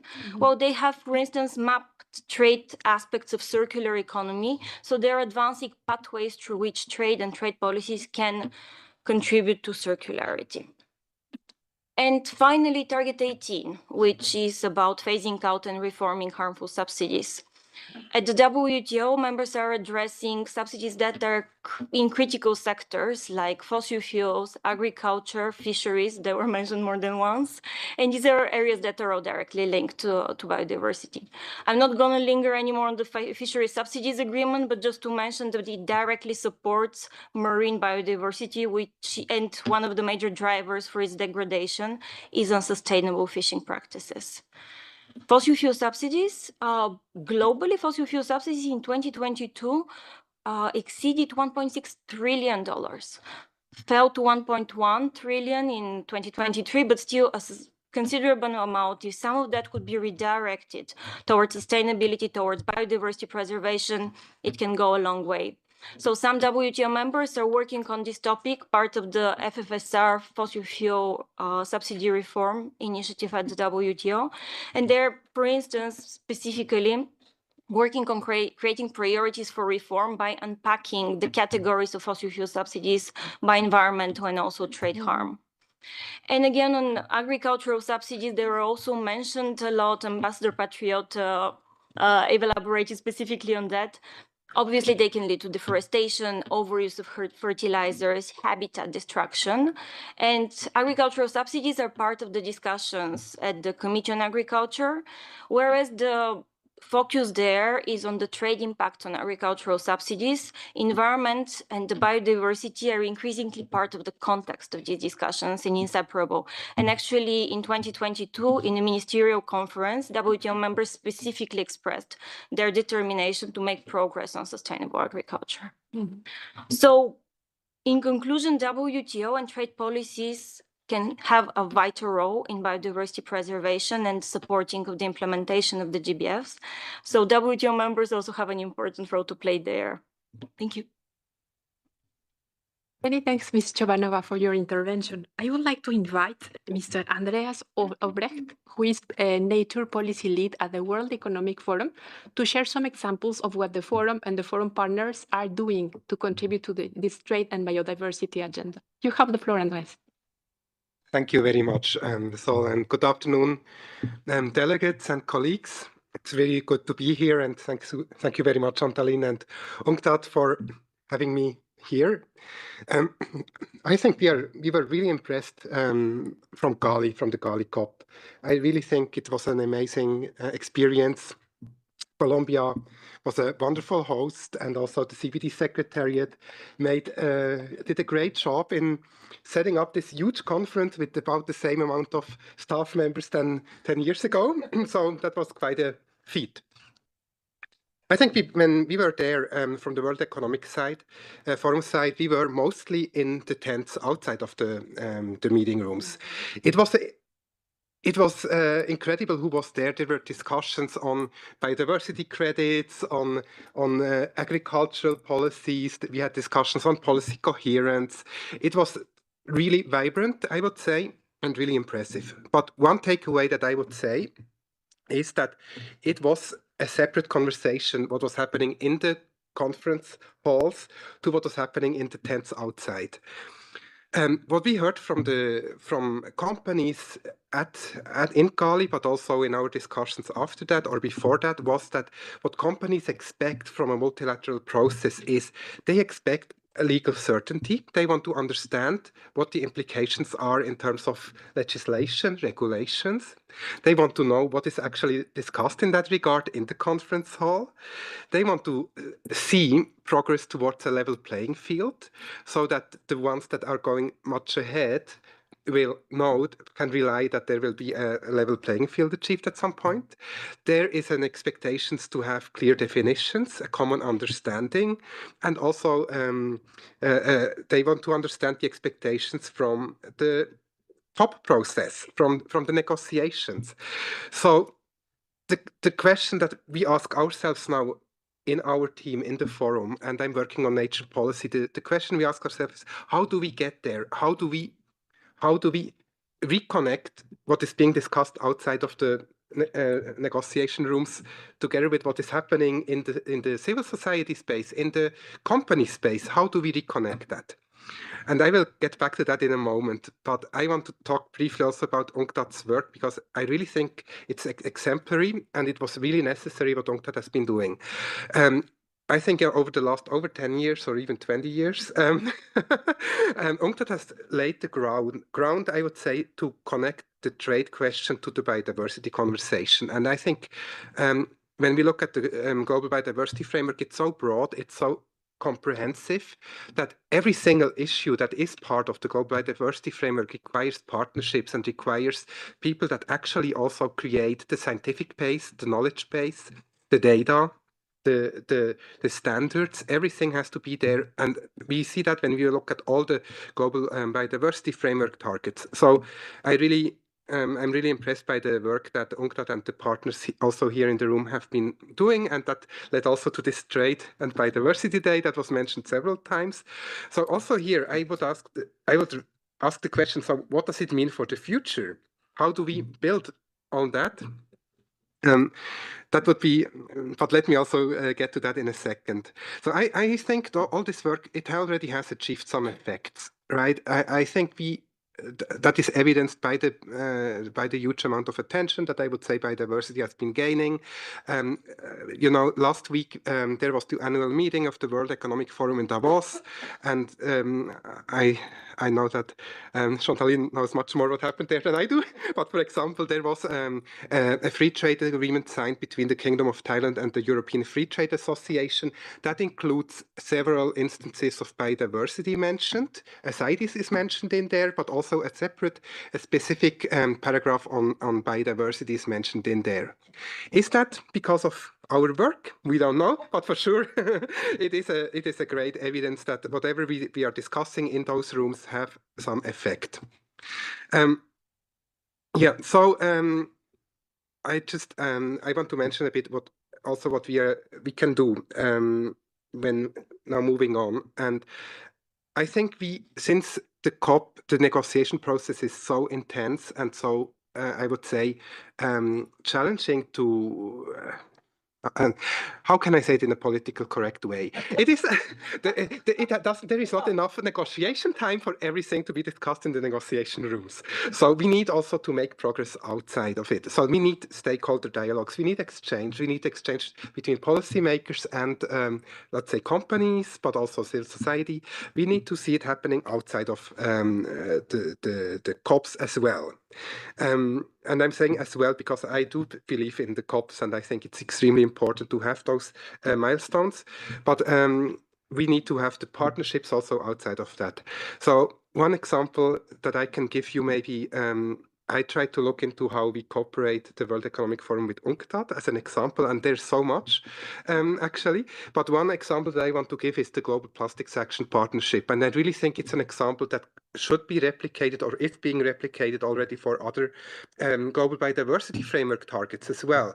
And the way that this partnership works is it brings together different stakeholders in country. It's country-driven, and it brings together different stakeholders to make the value chain related to plastic more sustainable.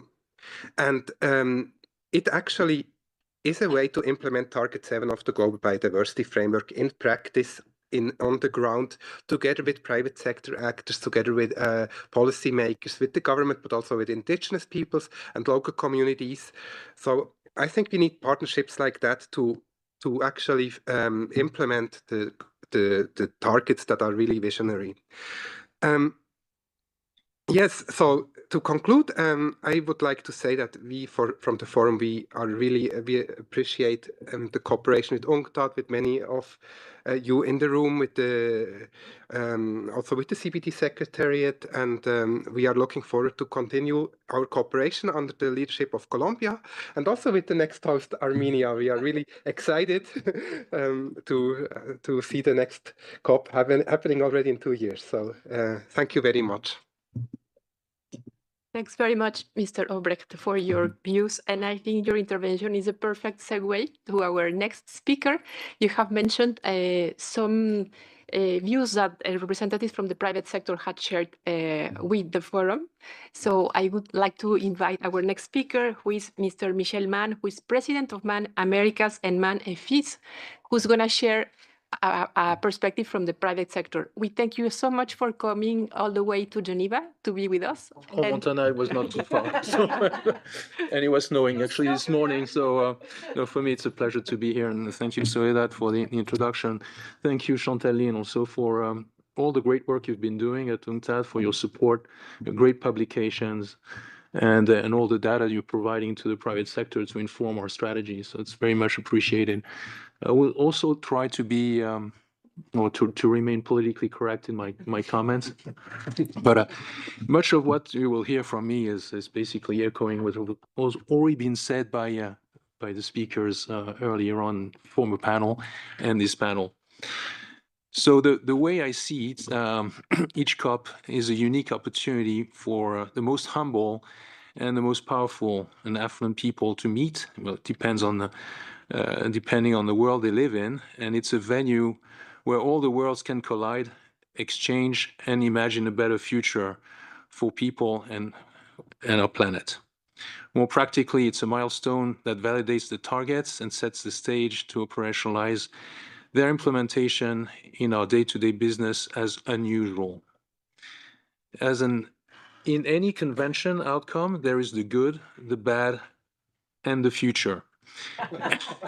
And I will focus on the future.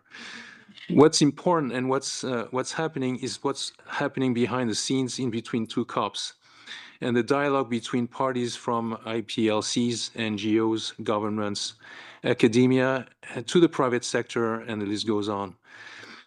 And when the diagnosis is made, action must be taken, and we shouldn't wait for the next COP to do so. If climate is a difficult topic to harness, biodiversity is an even more complex one, and both are being intricately linked. So no one party can solve it all. I believe we all understand the why and the what, but we're still struggling negotiating the how. Trade, with its value chains and public-private partnership models, are the most effective instruments to contribute to the biodiversity plan. We need strong leadership, governance, legal and regulatory frameworks that are simple to understand and operate within, and a level playing field to make sure that the common good prevails over diverging interests. Governments must lead by example and have the courage to progressively regulate without stifling innovation and putting unnecessary demands on the private sector, particularly from a reporting standpoint. Translating the biodiversity plan into practical NBSAPs must be based on industry sector strategies.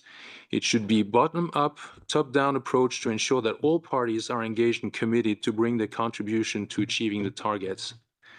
Always keeping in mind that perfection is the enemy of the good.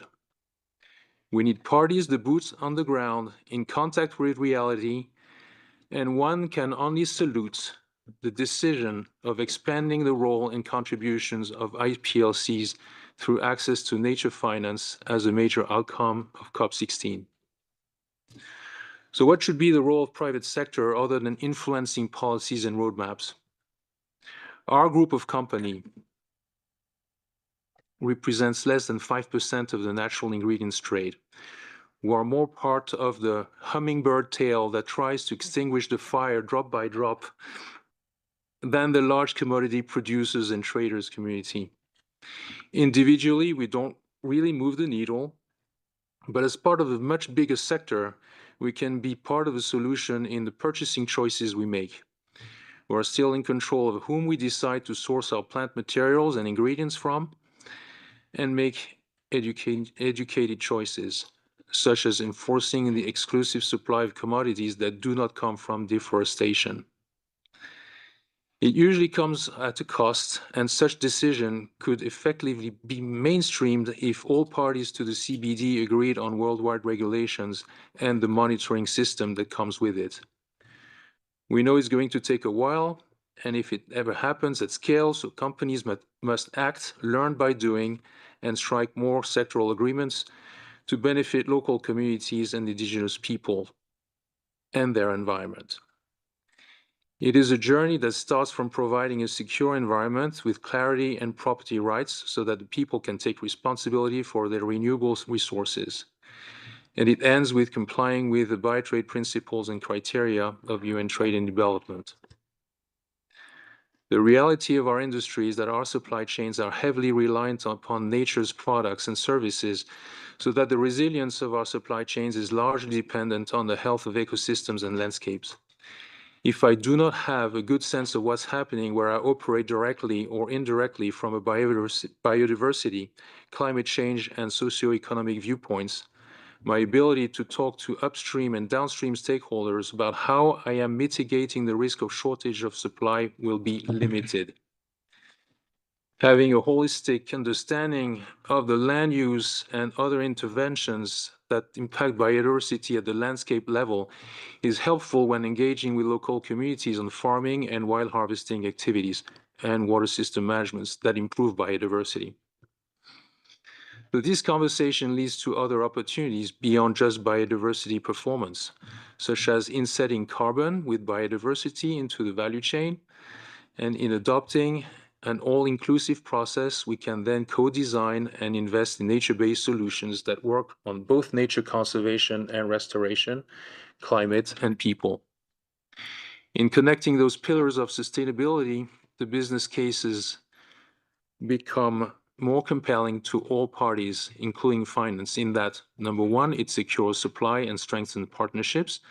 Number two, it cements all three pillars of resilience of the value chain. It's socioeconomics, fair compensation to preserve people's dignity, a biodiverse environment, and an effective decarbonizing of your supply chain.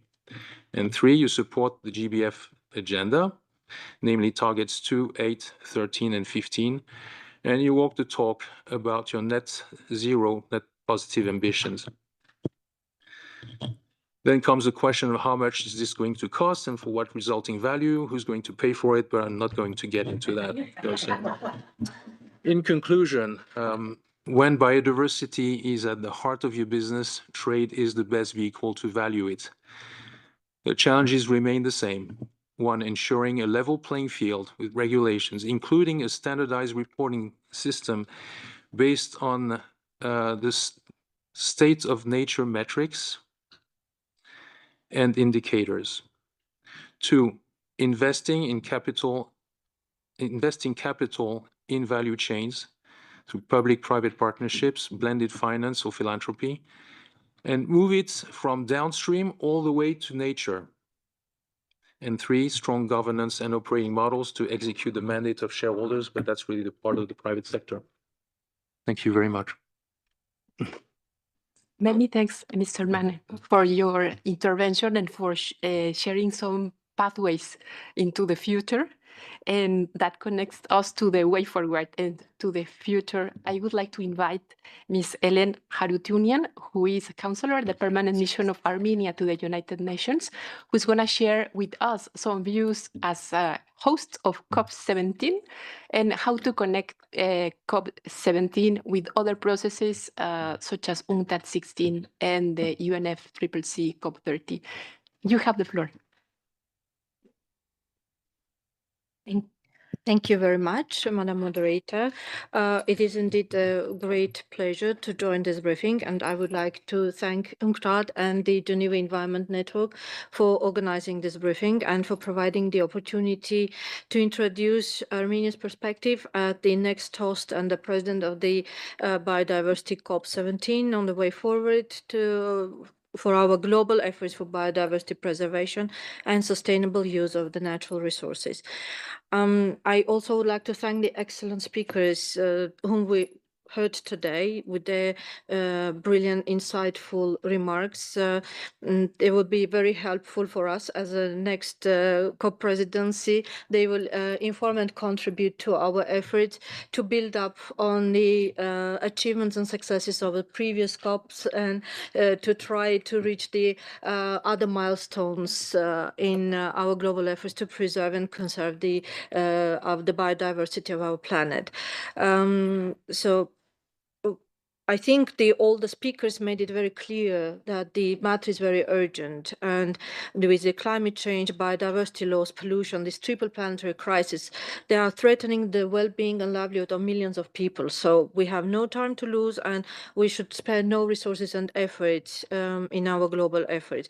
And by saying this, I have to congratulate Colombia for the successful COP16 and for the strong efforts that you put forward to move this needle of our common efforts for addressing the global biodiversity challenges. Although we know that some of the key outcomes are pending the finalization, like, for example, decisional resource mobilization and the monitoring and reporting mechanism, the COP16 already made a history from our perspective, considering the already adopted decision, especially, for example, as you mentioned, the Global Fund, the Cali Fund for the fair and equitable benefit sharing from the use of digital sequence information on genetic resources. And on recognizing the people of African descent and indigenous peoples as key stewards in conservation efforts. So those decisions have been hard-fought victory for the Colombian COP16, which elevated the profile of the biodiversity in the context of international environmental processes, which we think are very important achievements that we have to mention here. So the COP de la Gente is a success from our perspective. So we wish you, as the French would say, bonne continuation with the meeting in the Rome, and rest assured that the delegation of Armenia will be ready to extend all the support that you need in all your efforts. Now, coming to the way forward to the COP17, since we are very early in the process of preparation, it's really I cannot provide too much details of what we will be doing in 2 years' time from now. But one thing that I would assure you and reiterate our commitment, and it comes maybe in reaction to what Sir Obrecht said and what the private sector representatives said, that we would we are committed to ensure full effective participation of all stakeholders, including governments, indigenous peoples, local communities, civil society, NGOs, youth, women, academia, private sector. So to make sure that all voices for promoting biodiversity conservation efforts, environmental sustainability and preservation of ecosystems and natural habitats are heard, and the results and outcomes of the COP are in the spirit of consensus, with the understanding of joint and shared responsibility for our future. So this is something that I can already now assure you of. This is one of the priority commitments that we are ready to take. So the COP17 in Yerevan, it will be held in the capital of Armenia, in the Yerevan, will continue to build on the excellent record of the previous COPs, as I already said, by ensuring that we collectively register another milestone in our global effort for the attainment of the vision of living in harmony with the nature by 2015. I think we've heard about that, ambition in the opening video that we've seen. They're beautiful. So the COP system will be both the implementation but also a review COP, and that will entail, for instance, the operationalization of some of the key decisions already adopted in the Cali, such as the development of a funding allocation formula for digital sequence information on genetic resources. An important outcome, which is directly related maybe to the portfolio of UNCTAD and related to the trade and biodiversity agenda, will be the development of methodological assessment of the impact and dependence of the business on biodiversity and nature's contributions to people. And of course, we hope that we will be able to have a meaningful collaboration conversation with UNCTAD within your biodiversity initiative, but also other international organizations. I don't want to name all of them because I'm afraid that I might miss someone. Yeah, but all of them, as I said, we want to be a very inclusive host in the course. So to see how the process could benefit from your expertise, from your knowledge, from your insight in the field.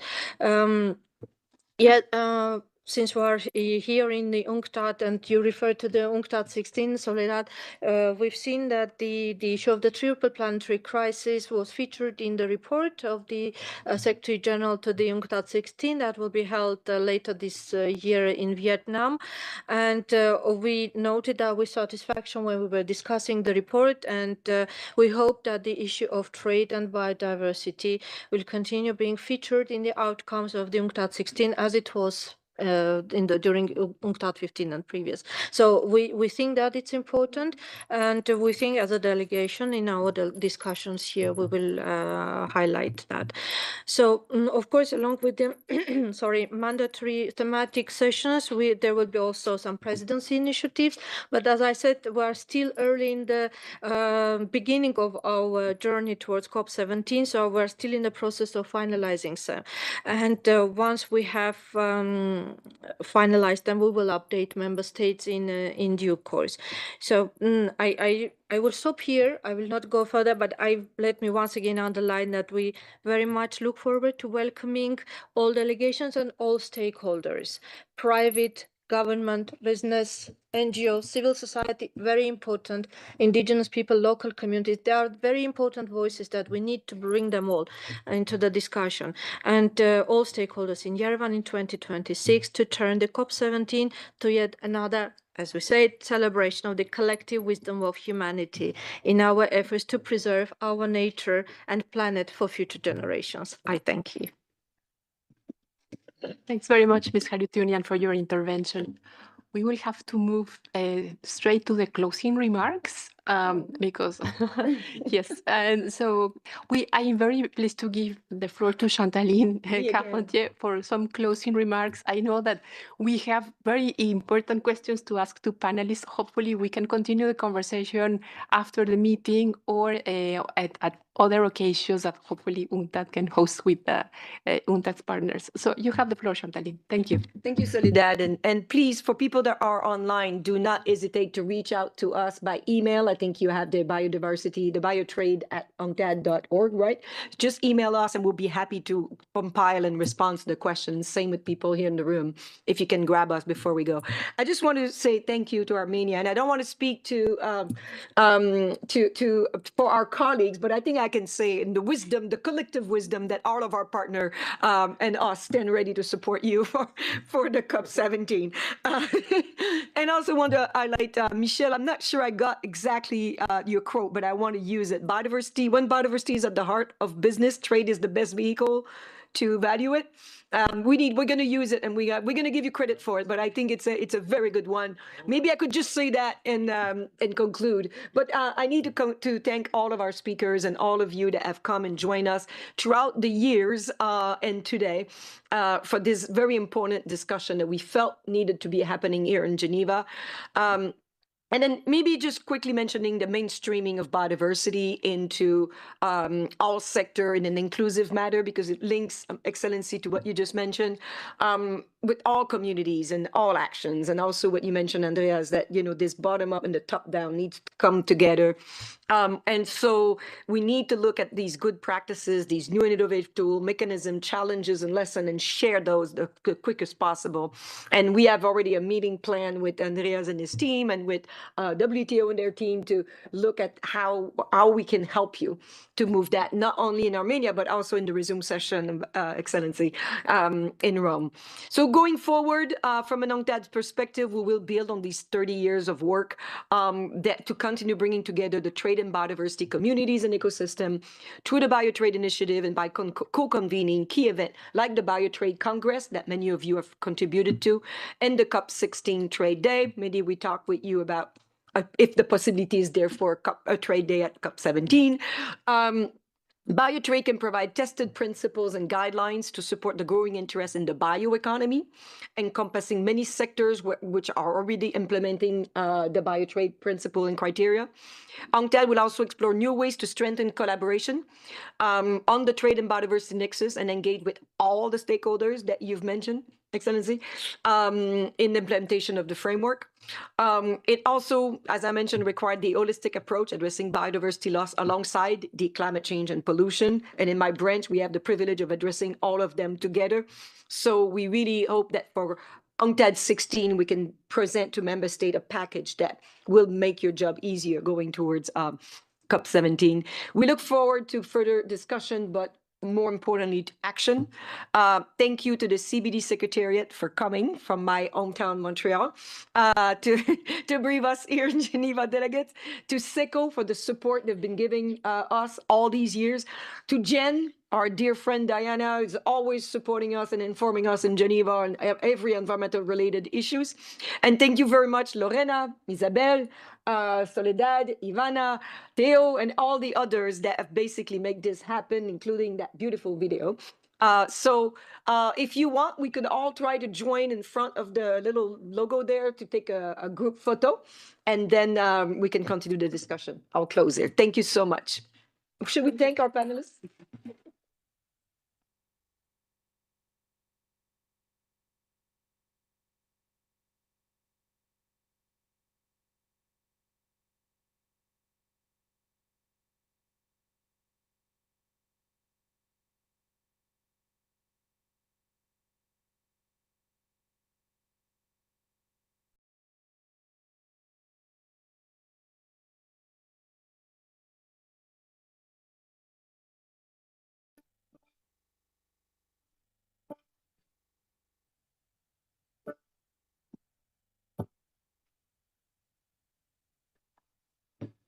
Biodiversity is the lifeblood of our planet.